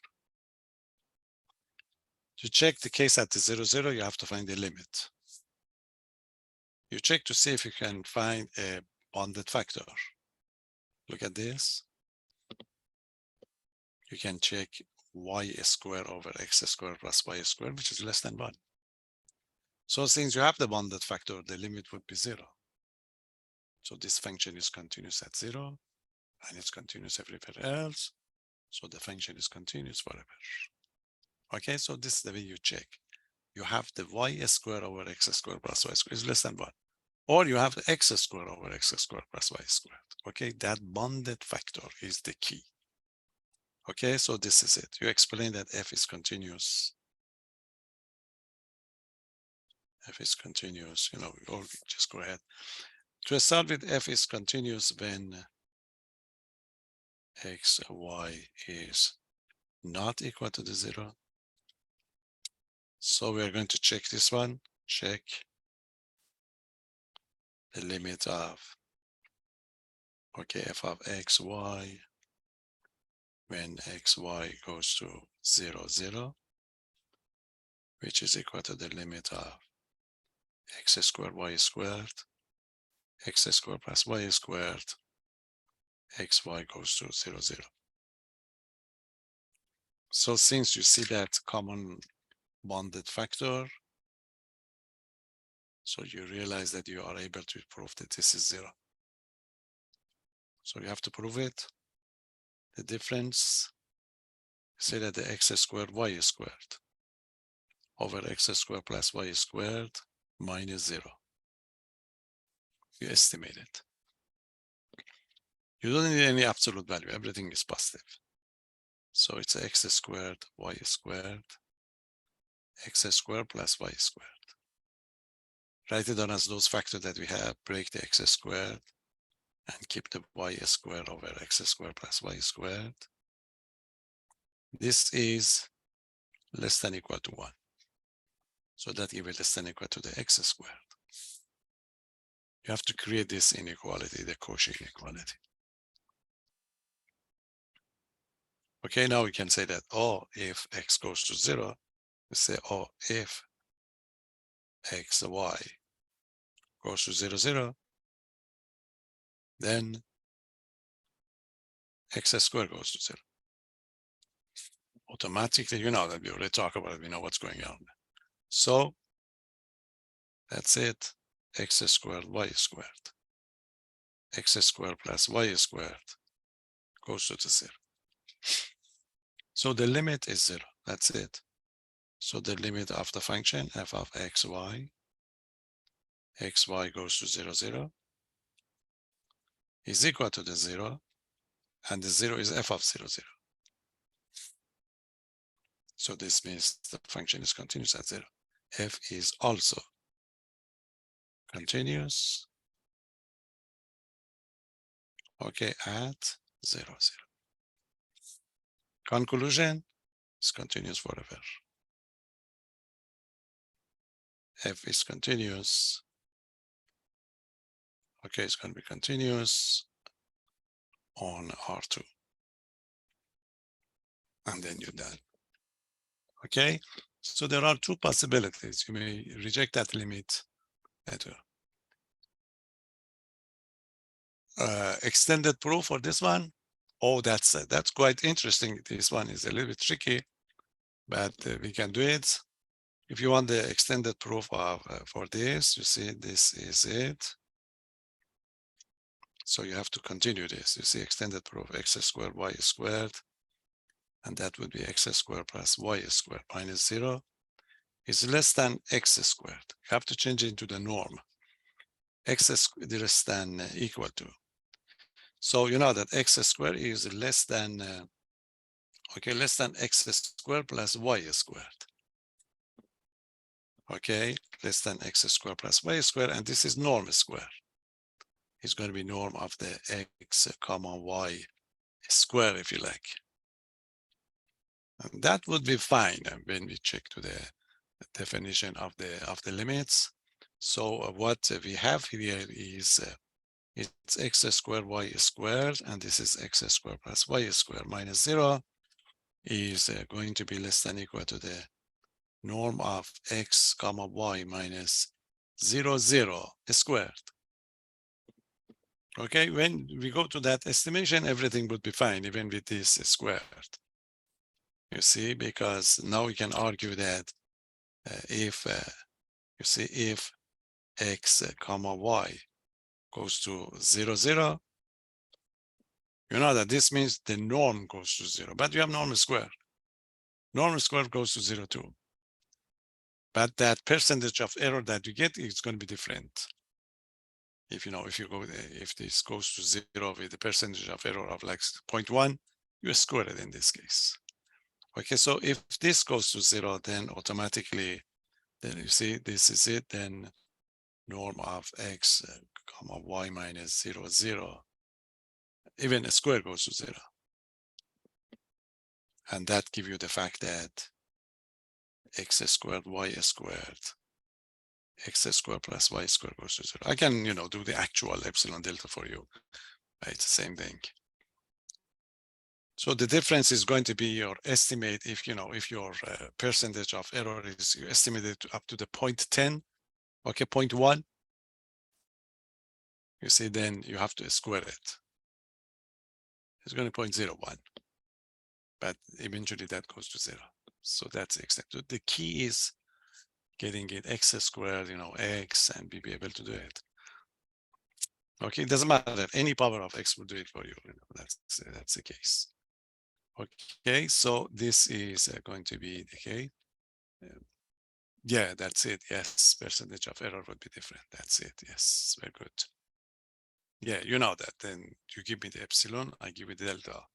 So if you give me the epsilon, okay, your estimate, if you give me the estimate, then I take the square root of the estimate, then I call it delta. Yes, estimate would be lower. Any question? So as you can see, two different types when we get to discontinuities, and you'll be able to quickly get it done really, because there are not going to be other cases. So that's part D. Any question? Let's see how time we have. Let's see what's going to be the next case. We have the two main cases that we need, but we can quickly look at part E as well. E is straightforward, but when you get more example, then as soon as you see these functions, really you feel that this is continuous or not, and then you'll be done. So nothing special about this. This is going to be X, Y in the first part. I don't see anything. And we practice, not bad. So this is the case that the X, Y is not 0, 0. Okay, then you have the 0. This is going to be the one. Again, of course, it's continuous when the xy is not equal to the 0, so you have to check the limit here. There is no symmetric format, so you try to reject it. The limit at 0 at the direction of the x or the y that gives 0. You have to make it a constant. The powers are the same, so y equal to the x would do it for you. If you put y equal to the x, x squared, that you want there. So the function is continuous everywhere except at 0. Okay, this is the way quickly we can predict what has happened. So we start with the fact that f is continuous. F is continuous. Okay, when x comma y is not equal to the 0, 0. So we have to check if this limit exists, limit of f of x comma y, x comma y goes to 0, 0. You're checking this limit, which is equal to the limit of xy, x squared plus xy plus y squared, x comma y goes to 0, 0. We check this one. There is no symmetric form, so we are going to reject it right away that this limit does not exist. Okay, because you don't have those. So the rejection is going to be in two different directions. Direction of the x or the y axis first. Replace y by 0, the top would be 0. Y by 0, that give x squared, everything else would be 0. So that give a limit of the 0 over x squared, and this limit would be 0. Okay, this is 0, you need to reject. So you have to match it, the powers are the same, so y equal to the x should do it, because you don't need to change the powers. So limit of x goes to 0, y equal to the x. Okay, so the top would be xx. The bottom one would be x squared, xx, x squared. So you arrive at the limit of x squared on the top, x squared, x squared, x squared. So that gives a limit of the x squared over 3x squared. X goes to 0, you simplify that, give 1/3. So 0 not equal to the 1/3. So the function is not continuous at 0, 0. Okay, f is not continuous. Okay, not continuous at 0, 0. Conclusion.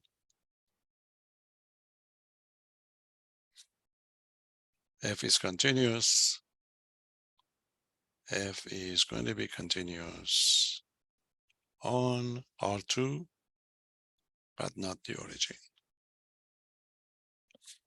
Okay, so it's not difficult. It's kind of nice because you just repeat those limits again. The next one is also those it's like the limit that we did have before. Let's repeat it so I explain it.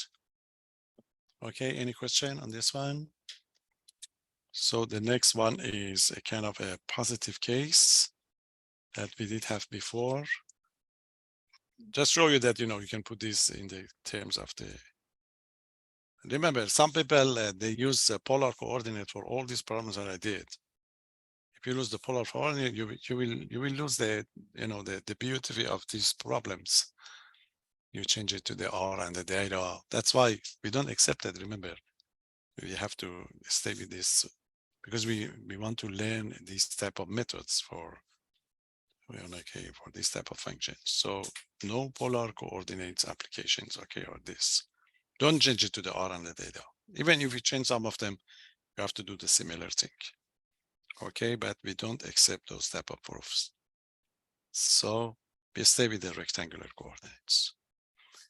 This was given to you on the limits. They have it here again with the continuity.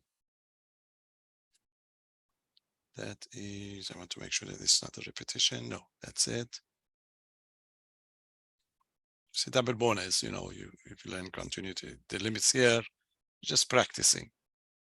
So this means there are a group of problems that you have to know them all the time. That's it. I talk about the limits. Now it's coming with the continuity. It's not a big deal.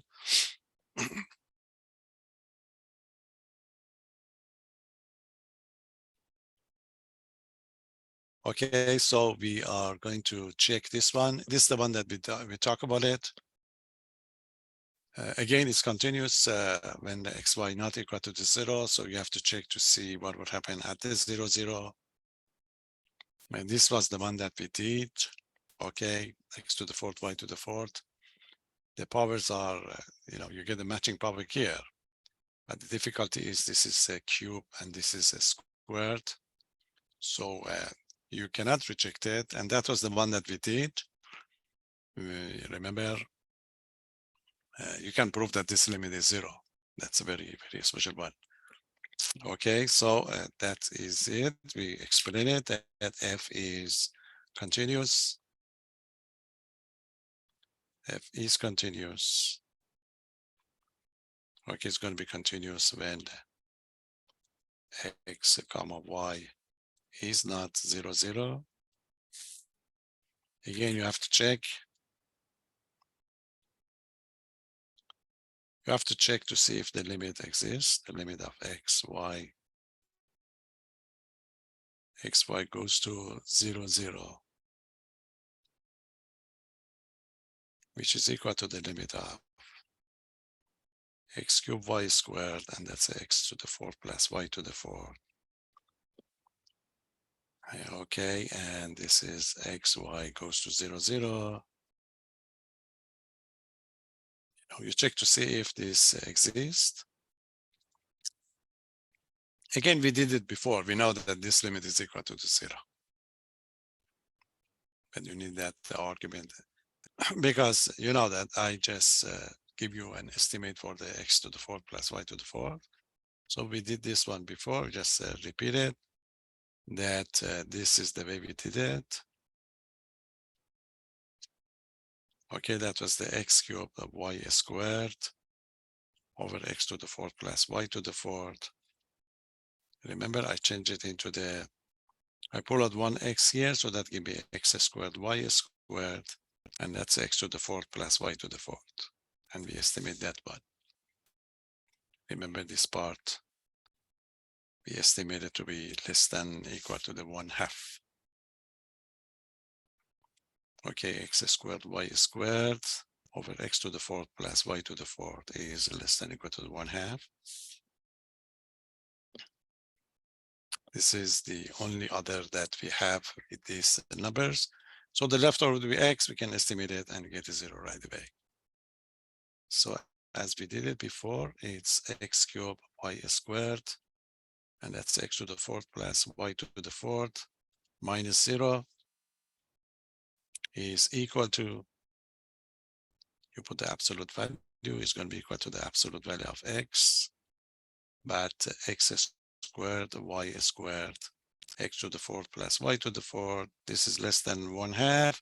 So it's going to be less than 1/2 of the absolute value of x. Now we can move. You can use the fact that if x comma y goes to 0, 0, then 1/2 times the absolute value of x goes to 0. So the limit is 0. In short, it's the way we write it down. Limit of x cubed y squared over x to the fourth plus y to the fourth. X comma y goes to 0, 0 is 0, which is the same as f of 0, 0. So the function is continuous forever. Okay, so f is continuous on R2. Okay, so these are going to be the same limits, really. We can drop it down. So we have kind of two different cases. Then we can move around and we have it with the continuity or with the limits. Okay, any question? We have one more, but this is going to be easy. The second one, the next one. Just write it down to complete everything you have. You have it in one setting. And then we go to the last question, which is the partial derivatives. Okay, quickly make a record of this last one. It's a straightforward one. Let's see if you can guess. Part G. And this is the function f of x comma y is equal to, you have 4x squared y squared. And this is x squared plus y squared. This is when x, y is not equal to the 0, 0. And it's 0 when x, y is equal to the 0, 0. This is easy.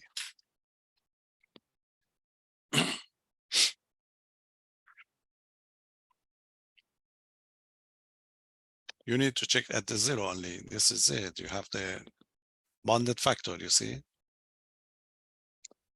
Y squared over x squared plus y squared is less than 1. The leftover before x squared is 0 right away, so it's continuous forever. You can have the bounded factor with x squared over x squared plus y squared, which is less than 1, or the other one. Okay, so that would be easy to get. So again, f is continuous. F is continuous when x comma y is not equal to the 0, 0. So you are going to check. You check the limit of f of x comma y. Just repeat this over and over so you know how to write it down, which is going to be limit of the first part, or x squared, y squared over x squared plus y squared. Xy goes to the 0, 0. We check this one.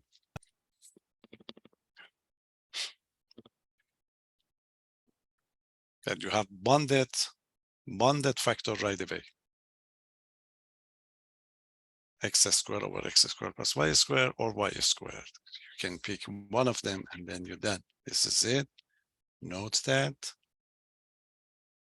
the bounded factor is here, y squared over x squared plus y squared is less than or equal to 1.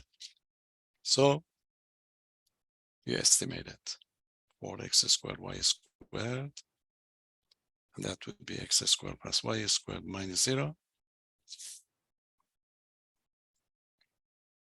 You don't need the absolute value because everything is positive, but you write this one as 4x squared times the bounded factor.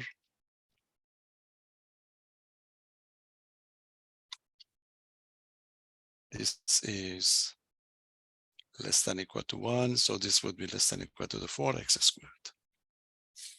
As we talked about it before, we can handle the x squared.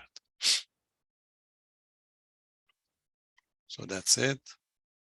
We say that if x, y goes to 0, 0, then 4x squared goes to 0. It's like the squeeze theorem. So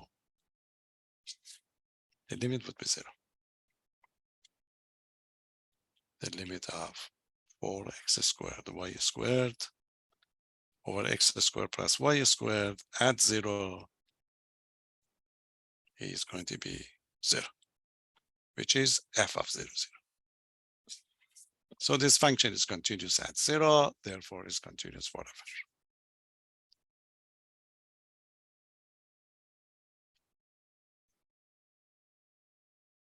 Okay, so f is continuous forever. It's continuous on R2. And then do that. Okay, so you have all the possibility really, everything else is similar to the one we did over here. Okay, any question? So that will take us to the last topic, partial derivatives. Okay, that is the one that we did in section 13.3. So for the time being, partial derivatives, you just evaluate it for us. So we give one function and we ask you to find the first partial derivatives and the second partial derivatives. Okay, first and the second. So you have to differentiate 6 times if you like. So be careful. Sometimes it's going to be getting messy, just in a couple of cases, but in general, nothing to worry about. Okay, let's try some of them. So we are going to use them, so we wanted to get used to them. Okay, so question number 6, or topics number 6. And over here is question number 7, problem number 7, partial derivatives. Okay, we wanted to find or evaluate, find the first and the second. Find the first order, or if the second, you have to do everything. Okay, so I go with the second. Find the second order. Okay, second order partial derivatives. Partial derivatives of each function. Okay, you got to be careful about exponential function, then trigonometric function. Otherwise, it's going to be nice. So we just give you a couple of them, or one sometimes. Okay, there you are. We have a list. So we go with the first one. I call it A. So the first one, y over x. That's it. So you have to find the first derivative first. Start with the x, f sub x, and this is it, f sub x. You can think about this one as, you see, for the f sub x. So this is f of x comma y. You may think about it as y times 1 over x if you like. So if you want to find the f sub x derivative with respect to the x, y is a constant. Derivative of 1 over x is negative 1 over x squared. Quotient rule, or you bring it up, it doesn't matter really, you can bring it up even. You see, whatever you feel more comfortable will do it for you. So respect to the x, y is a fix, so it's going to be negative x to the negative 2. So it's going to be negative y x to the negative 2, which is the same as a negative over yx squared. Okay, this is that. Some people say quotient rule, derivative of the top bottom 0 minus the bottom top. So just pick whatever you like. So that's f sub x. Any question? Now fxx, differential respect to the x again. Again, this negative y is constant. You're buying the derivative of the negative 2. So it's a negative y. So that you negative 2x to the negative 3 respect to the x. So this is it. If you like, this is going to be like 2y over x cubed. That's fxx. Okay, then fxy. fxy. This is it. This fx. If the differential respect to the y, derivative of y would be 1. So that gives you negative x to the negative 2, which is going to be negative 1 over x squared. This is derivative with respect to the x. Any question? This is the way you better write it down and you get it. Now the other way around, start it over and start with the y. Okay, so we want to find f sub y. With respect to the y, you see the derivative of y is 1, or here. So that gives 1 over x. Okay. Now the second derivative with respect to the y, there is no y here. So that would be 0. Okay, then fyx is going to be the same as this one. Sorry, yes, fyx, differential with respect to the x again, that gives negative 1 over x squared.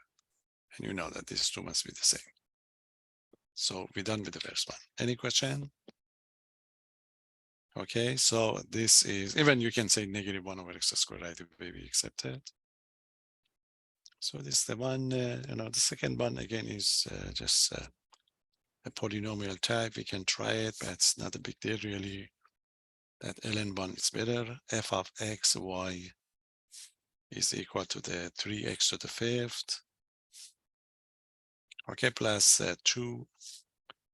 It's a 2x cubed y squared. And then the 9x y to the 4th.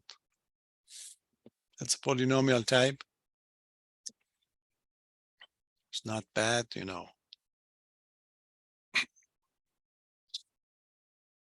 So derivative with respect to the x, you consider the y to be constant. If it's going to be like a product, it's just a coefficient. Respect to the x, that gives 15x to the 4th. Respect to the x, 3 times 6x squared, 6x squared, y squared. Respect to the x, derivative of 9x would be 9. So 9y to the 4th. Okay, that's the first derivative. Second, respect to the x, xx. So that gives 60x cubed.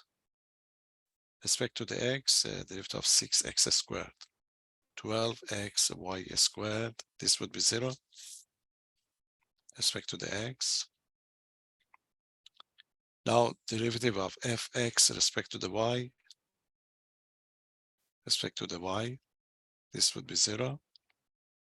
Respect to the y, y squared is a 2y. 2 times 6, 12. X squared y. And respect to the y, that gives 36y cubed. So this is going to be our first, those derivatives. And the second one, respect to the x.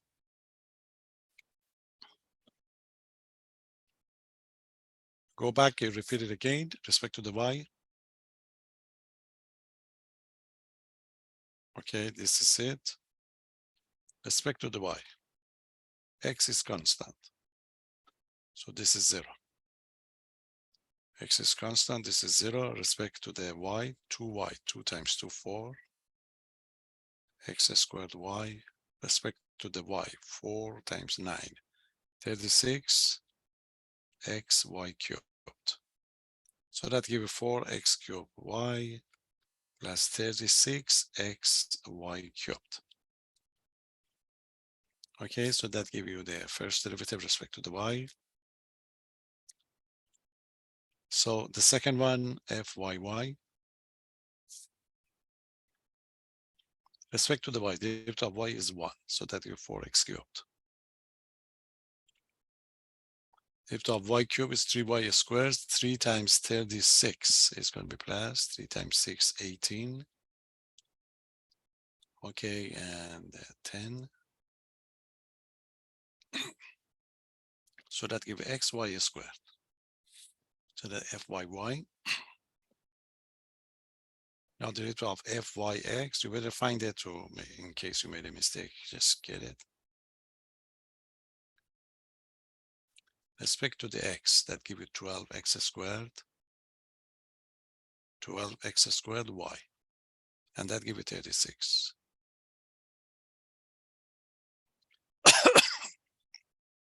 As you just check to make sure that these two are equal to each other. Okay, so that give you these partials. Let's see what's going to be the challenging one is you can check this one with the ln, the exponential one, and the trigonometric one is the one. What time is it? Yeah, we can do it.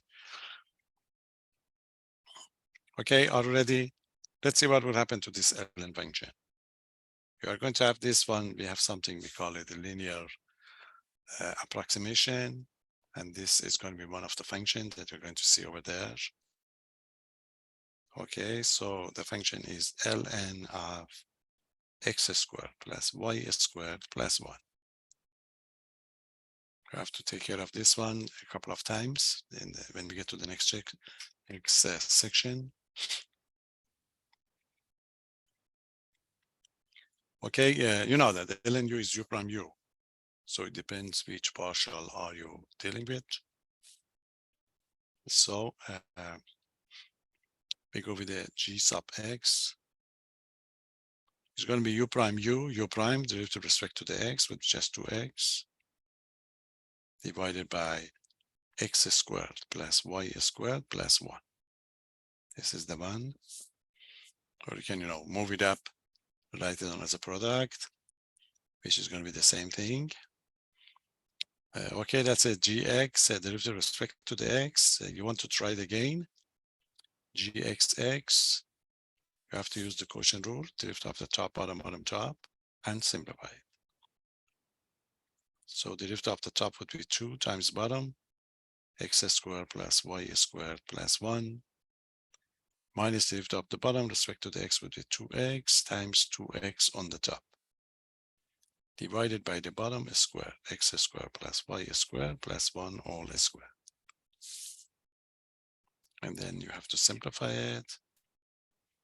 So distribute the first one, 2x squared, 2y squared, and 2, and that would be negative 4x squared, divided by x squared plus y squared plus 1, everything is squared. Combine the like terms on the top, then you're done. So that gives us a negative 2x squared plus 2y squared plus 2 divided by x squared plus y squared plus 1 all squared. So this is the way you write it down. You have to simplify it. But the way you're going to use it, you just find the first derivative when we get to that problem.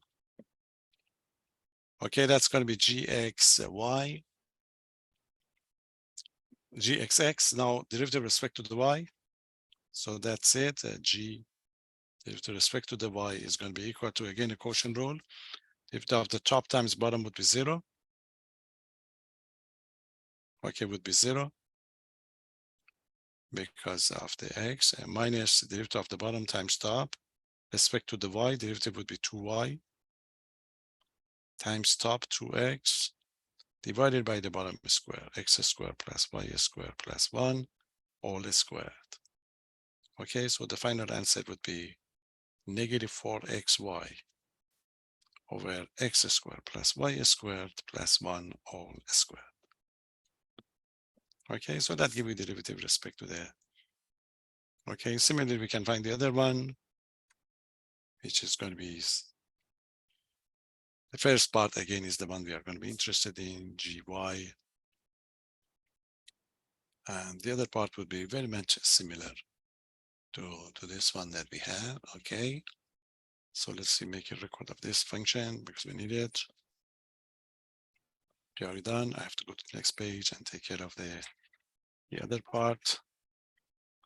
So this is it. So that is, I repeat the function for myself. So this is the function that we have.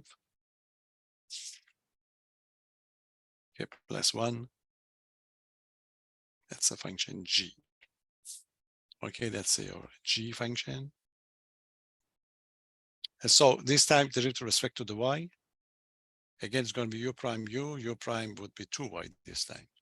And this is the only one that we're going to use in future. But second derivative respect to the y.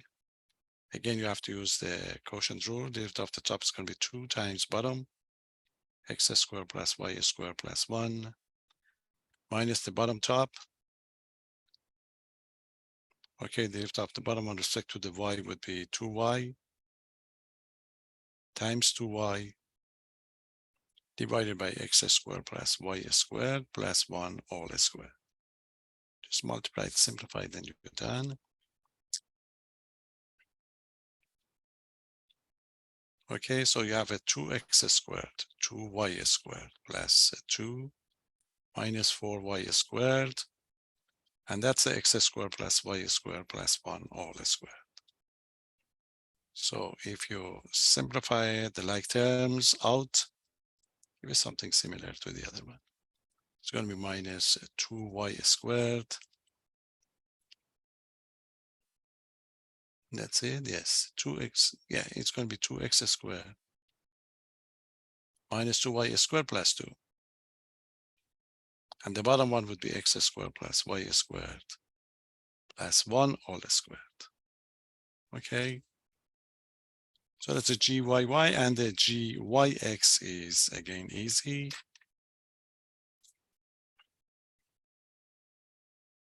Gyx, derivative of the top times bottom would be 0 because there's no x. Derivative of the bottom with respect to the x would be 2x times 2y divided by the bottom square. We know that it's going to be equal to the other one, but we check. Minus 4xy over x squared plus y squared plus 1 all squared. Okay, so that gives you, the partial derivatives. Okay, I have to give you one with the 3 variables. But the next one is something that we use quite a lot. I have to explain that one too first, okay? That exponential one, then I give you that 3-dimensional one, because the problem number 8 is the one that we did during the lecture. So we would be able to do it. Okay, so let's make a record of this exponential function, part D. Make sure that you know it, because we're going to use it. It's a famous function. Okay, e to the negative x squared minus y squared. You see this function in future when you do the integration. You can keep it as is, or in this course, sometimes, if you need, we can keep this, think about it as this format as well. So keep in mind that we can break it, because later on, when we get to the integrations, we do quite a lot of these type of ideas. That will help us. It's nice to know. Okay. Now we go over the derivative with respect to the x. And this second part stay the same, is the coefficient. We get the first one. If of e to the u, you know that it's going to be e to the u times u prime. Derivative of e to the u is u prime e to the u. So the u prime would be negative 2x. So it's going to be negative 2x e to the negative x squared. And then you bring that e to the negative y squared. You can get back to the original one and just leave it. Okay, so this is going to be one way to do it. Then xx. Again, this is going to be constant. Just keep it. Then you have to use the product rule here to get the second derivative. So derivative of the first times second, negative 2 e to the negative x squared. Okay, plus derivative of a second times first. The second one would be the same thing. So the second one would be negative 2x e to the negative x squared times the first one, which is the negative 2x. Okay, and everything is e to the negative y squared. So I have to use the product rule for this part. Then you simplify it as much as you can. That's a derivative of the first. So this would be just simply negative 2e to the negative x squared. And you multiply this together, that gives you 4x squared e to the negative x squared, e to the negative y squared, okay? Not a big deal, but usually the first derivative is the one that we're going to use. Okay, so that's going to be hxx. Then hxy, you go to this format. These are all going to be constant. So you find the derivative of e to the negative y squared. So negative 2x e to the negative x squared. Now that would be u prime u again, negative 2y e to the negative y squared. Okay, you put them together. So that gives you 4xy e to the negative x squared e to the negative y squared. Okay, so not big deal, but you know, this that you can break it, it would be useful. So it's a kind of symmetric. So if you do the other parts would be, you just switch x and the y. Everything else would be the same. Okay, so for example, if you want to find the h of y, it would be negative 2y e to the negative y squared e to the negative x squared. If you want to find the hyy, again, it's going to be kind of a similar one. So it's going to be negative 2 e to the negative y squared plus 4y squared e to the negative y squared times e to the negative x squared. And for the last one, we know that it's going to be the same because the xy is going to be the same. It's exactly the same thing. So we just did the first one. The second one is like switching x and the y because everything else is the same. Again, the first derivative of these type of functions are going to be the one that we're going to use, okay? So I just want to make sure that I do one with the 3 variables for you. And that would be the next case. Okay, any question? So let's do the 3 variable ones to know how many functions are going to give us at the end. Okay, so that's part D. Part E is a function of 3 variables. There is a piece print in the notation. Okay, so that would be part E.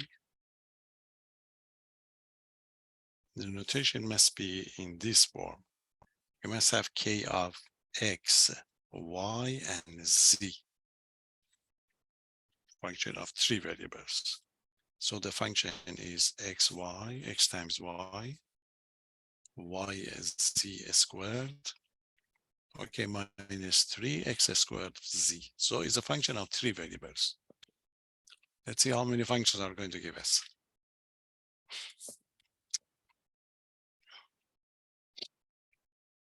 Okay. So start with the derivative with respect to the x, kx. Everything else would be constant. Derivative of x is 1, so that gives you y. There is no x here, that gives you 0. And the derivative with respect to the x would be negative 6, negative 6x z.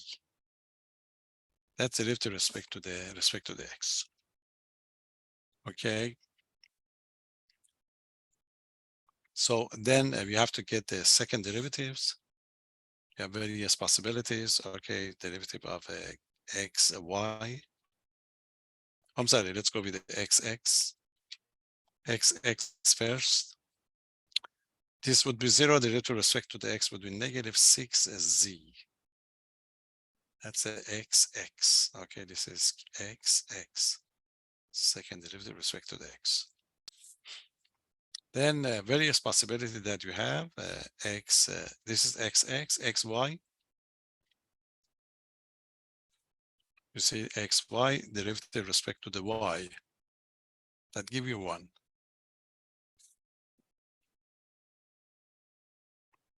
Okay, and then derivative respect to the z, x z. Respect to the z, that give you negative 6. Okay, negative 6x. That give you these possibilities. Any question? So how about y?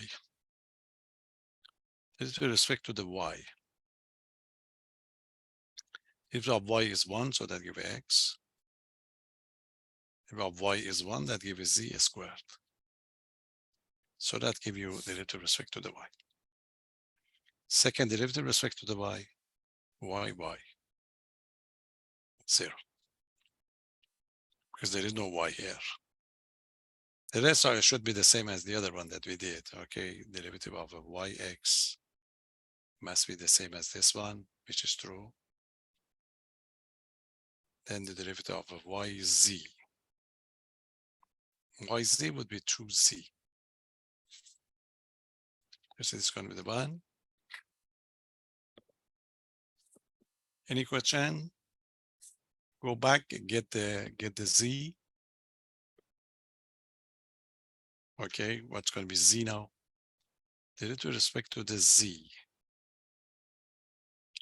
Respect to the z, that's a z squared, make it to the 2yz. And respect to the z, z is 1, so that gives 3x squared.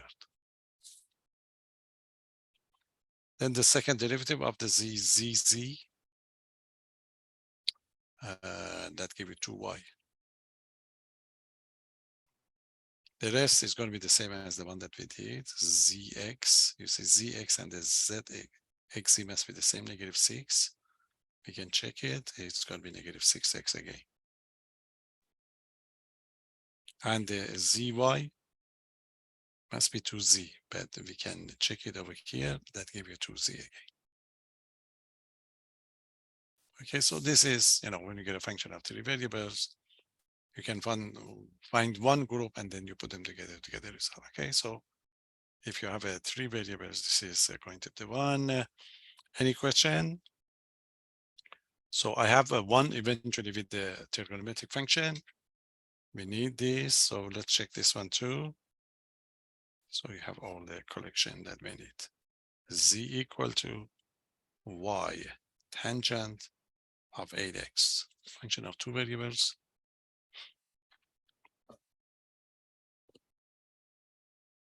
Okay, it's going to be with the z, so you can use the other notation. Doesn't matter really. So the notation is round z, round x, or you can call it zx, we don't mind. Just wanted to remind you. So y would be constant derivative of a tangent. So the derivative of tangent is u prime over 1 plus u squared. Derivative of 8x would be 8, and this is going to be 1 plus 8x squared. Okay, that is, oh, sorry, I made a mistake. I think about tangent inverse. So it's a secant square. Sorry about that. Because we use it somewhere in this format. Okay, I repeat it again. Respect to the xy is constant, the derivative of a tangent is going to be secant squared of the 8x, but you have to multiply by u prime, which is 8. So the result is going to be 8y. 8y secant square of the 8x. So that's going to be round 0 next. Okay. Differentiate again. Round 2, or the second derivative. And now you have to find the derivative of secant square of the 8x. So it's going to be 8y. You know that. You bring the power down. It's going to be 2 secant of the 8x. That's a power function. Then the derivative of a secant function, which is going to be secant n. secant of the 8x times tangent of the 8x, then times the u prime, which is going to be 8. This is how we find the derivative of a secant squared. Okay, 2 secant because of the power of the trigonometric function. The power derivative of a trig function and the u prime. Then you have to put these monomials together. We have 8 here and 2 and 8. 8 times 8, 64. 128.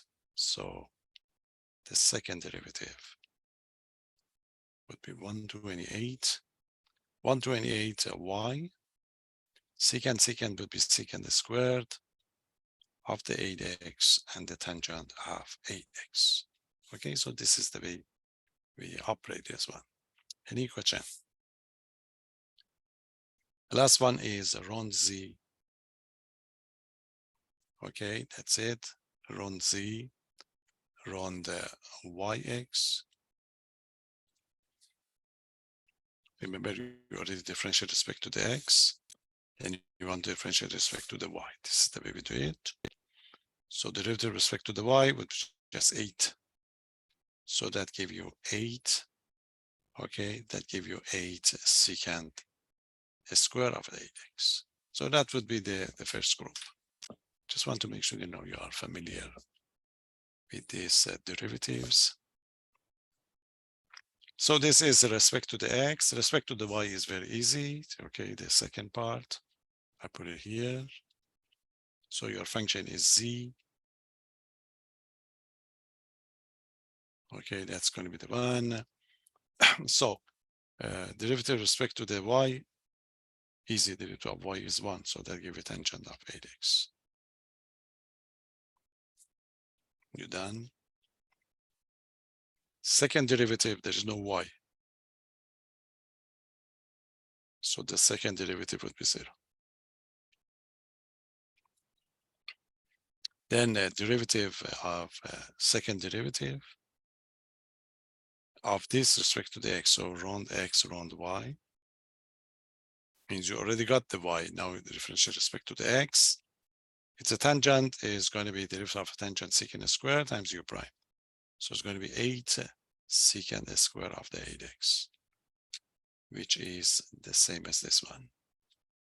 So you confirm that your operation is correct. That's it. The next one is that's the counterexample that I gave you after that Coleraine, theorem the other day. That if you get a second derivative, okay, fxy is equal to the fyx if they are continuous, and then give you can have a look at it.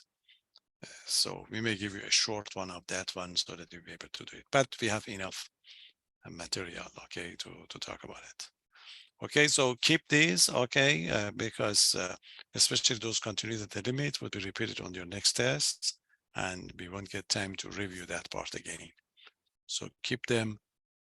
Then when you are going with the test, then we are not going to repeat it again. You're not going to be questioned, as I told you, on these problems on the final. So if you need anything, to make a record, understand it, just do it now. As soon as we get to the integration of this function, this is where your topics for the final will be started. Okay, after the differential, after this almost this chapter. Okay, after your quiz, we have a couple of more sections to cover from this chapter. Of course, chain rule. We check the chain rule. It's straightforward, not bad. Then we check the optimization problem. Remember, finding the maximum and the minimum. In the calculus one, you have the first derivative test and the second derivative test. We go with the second derivative test here. There is a first derivative test. It's not so popular, but again, I did the honors program with a couple of students. There was a one case, an article, they did it, but we just stay with the second derivatives. So quickly, those sections recover it by getting to your test, your next test. And then we start integrating for the rest of the course. Okay, that's it. Any question? So check the quiz tomorrow. It's going to be posted tomorrow morning, and as usual, is due by Monday. and let me know if you have any question. So I will grade your test and I will post a solution for that one. Then we can talk about it if you have any difficulty. Okay, have a good one. Take care. Bye-bye. Thank you.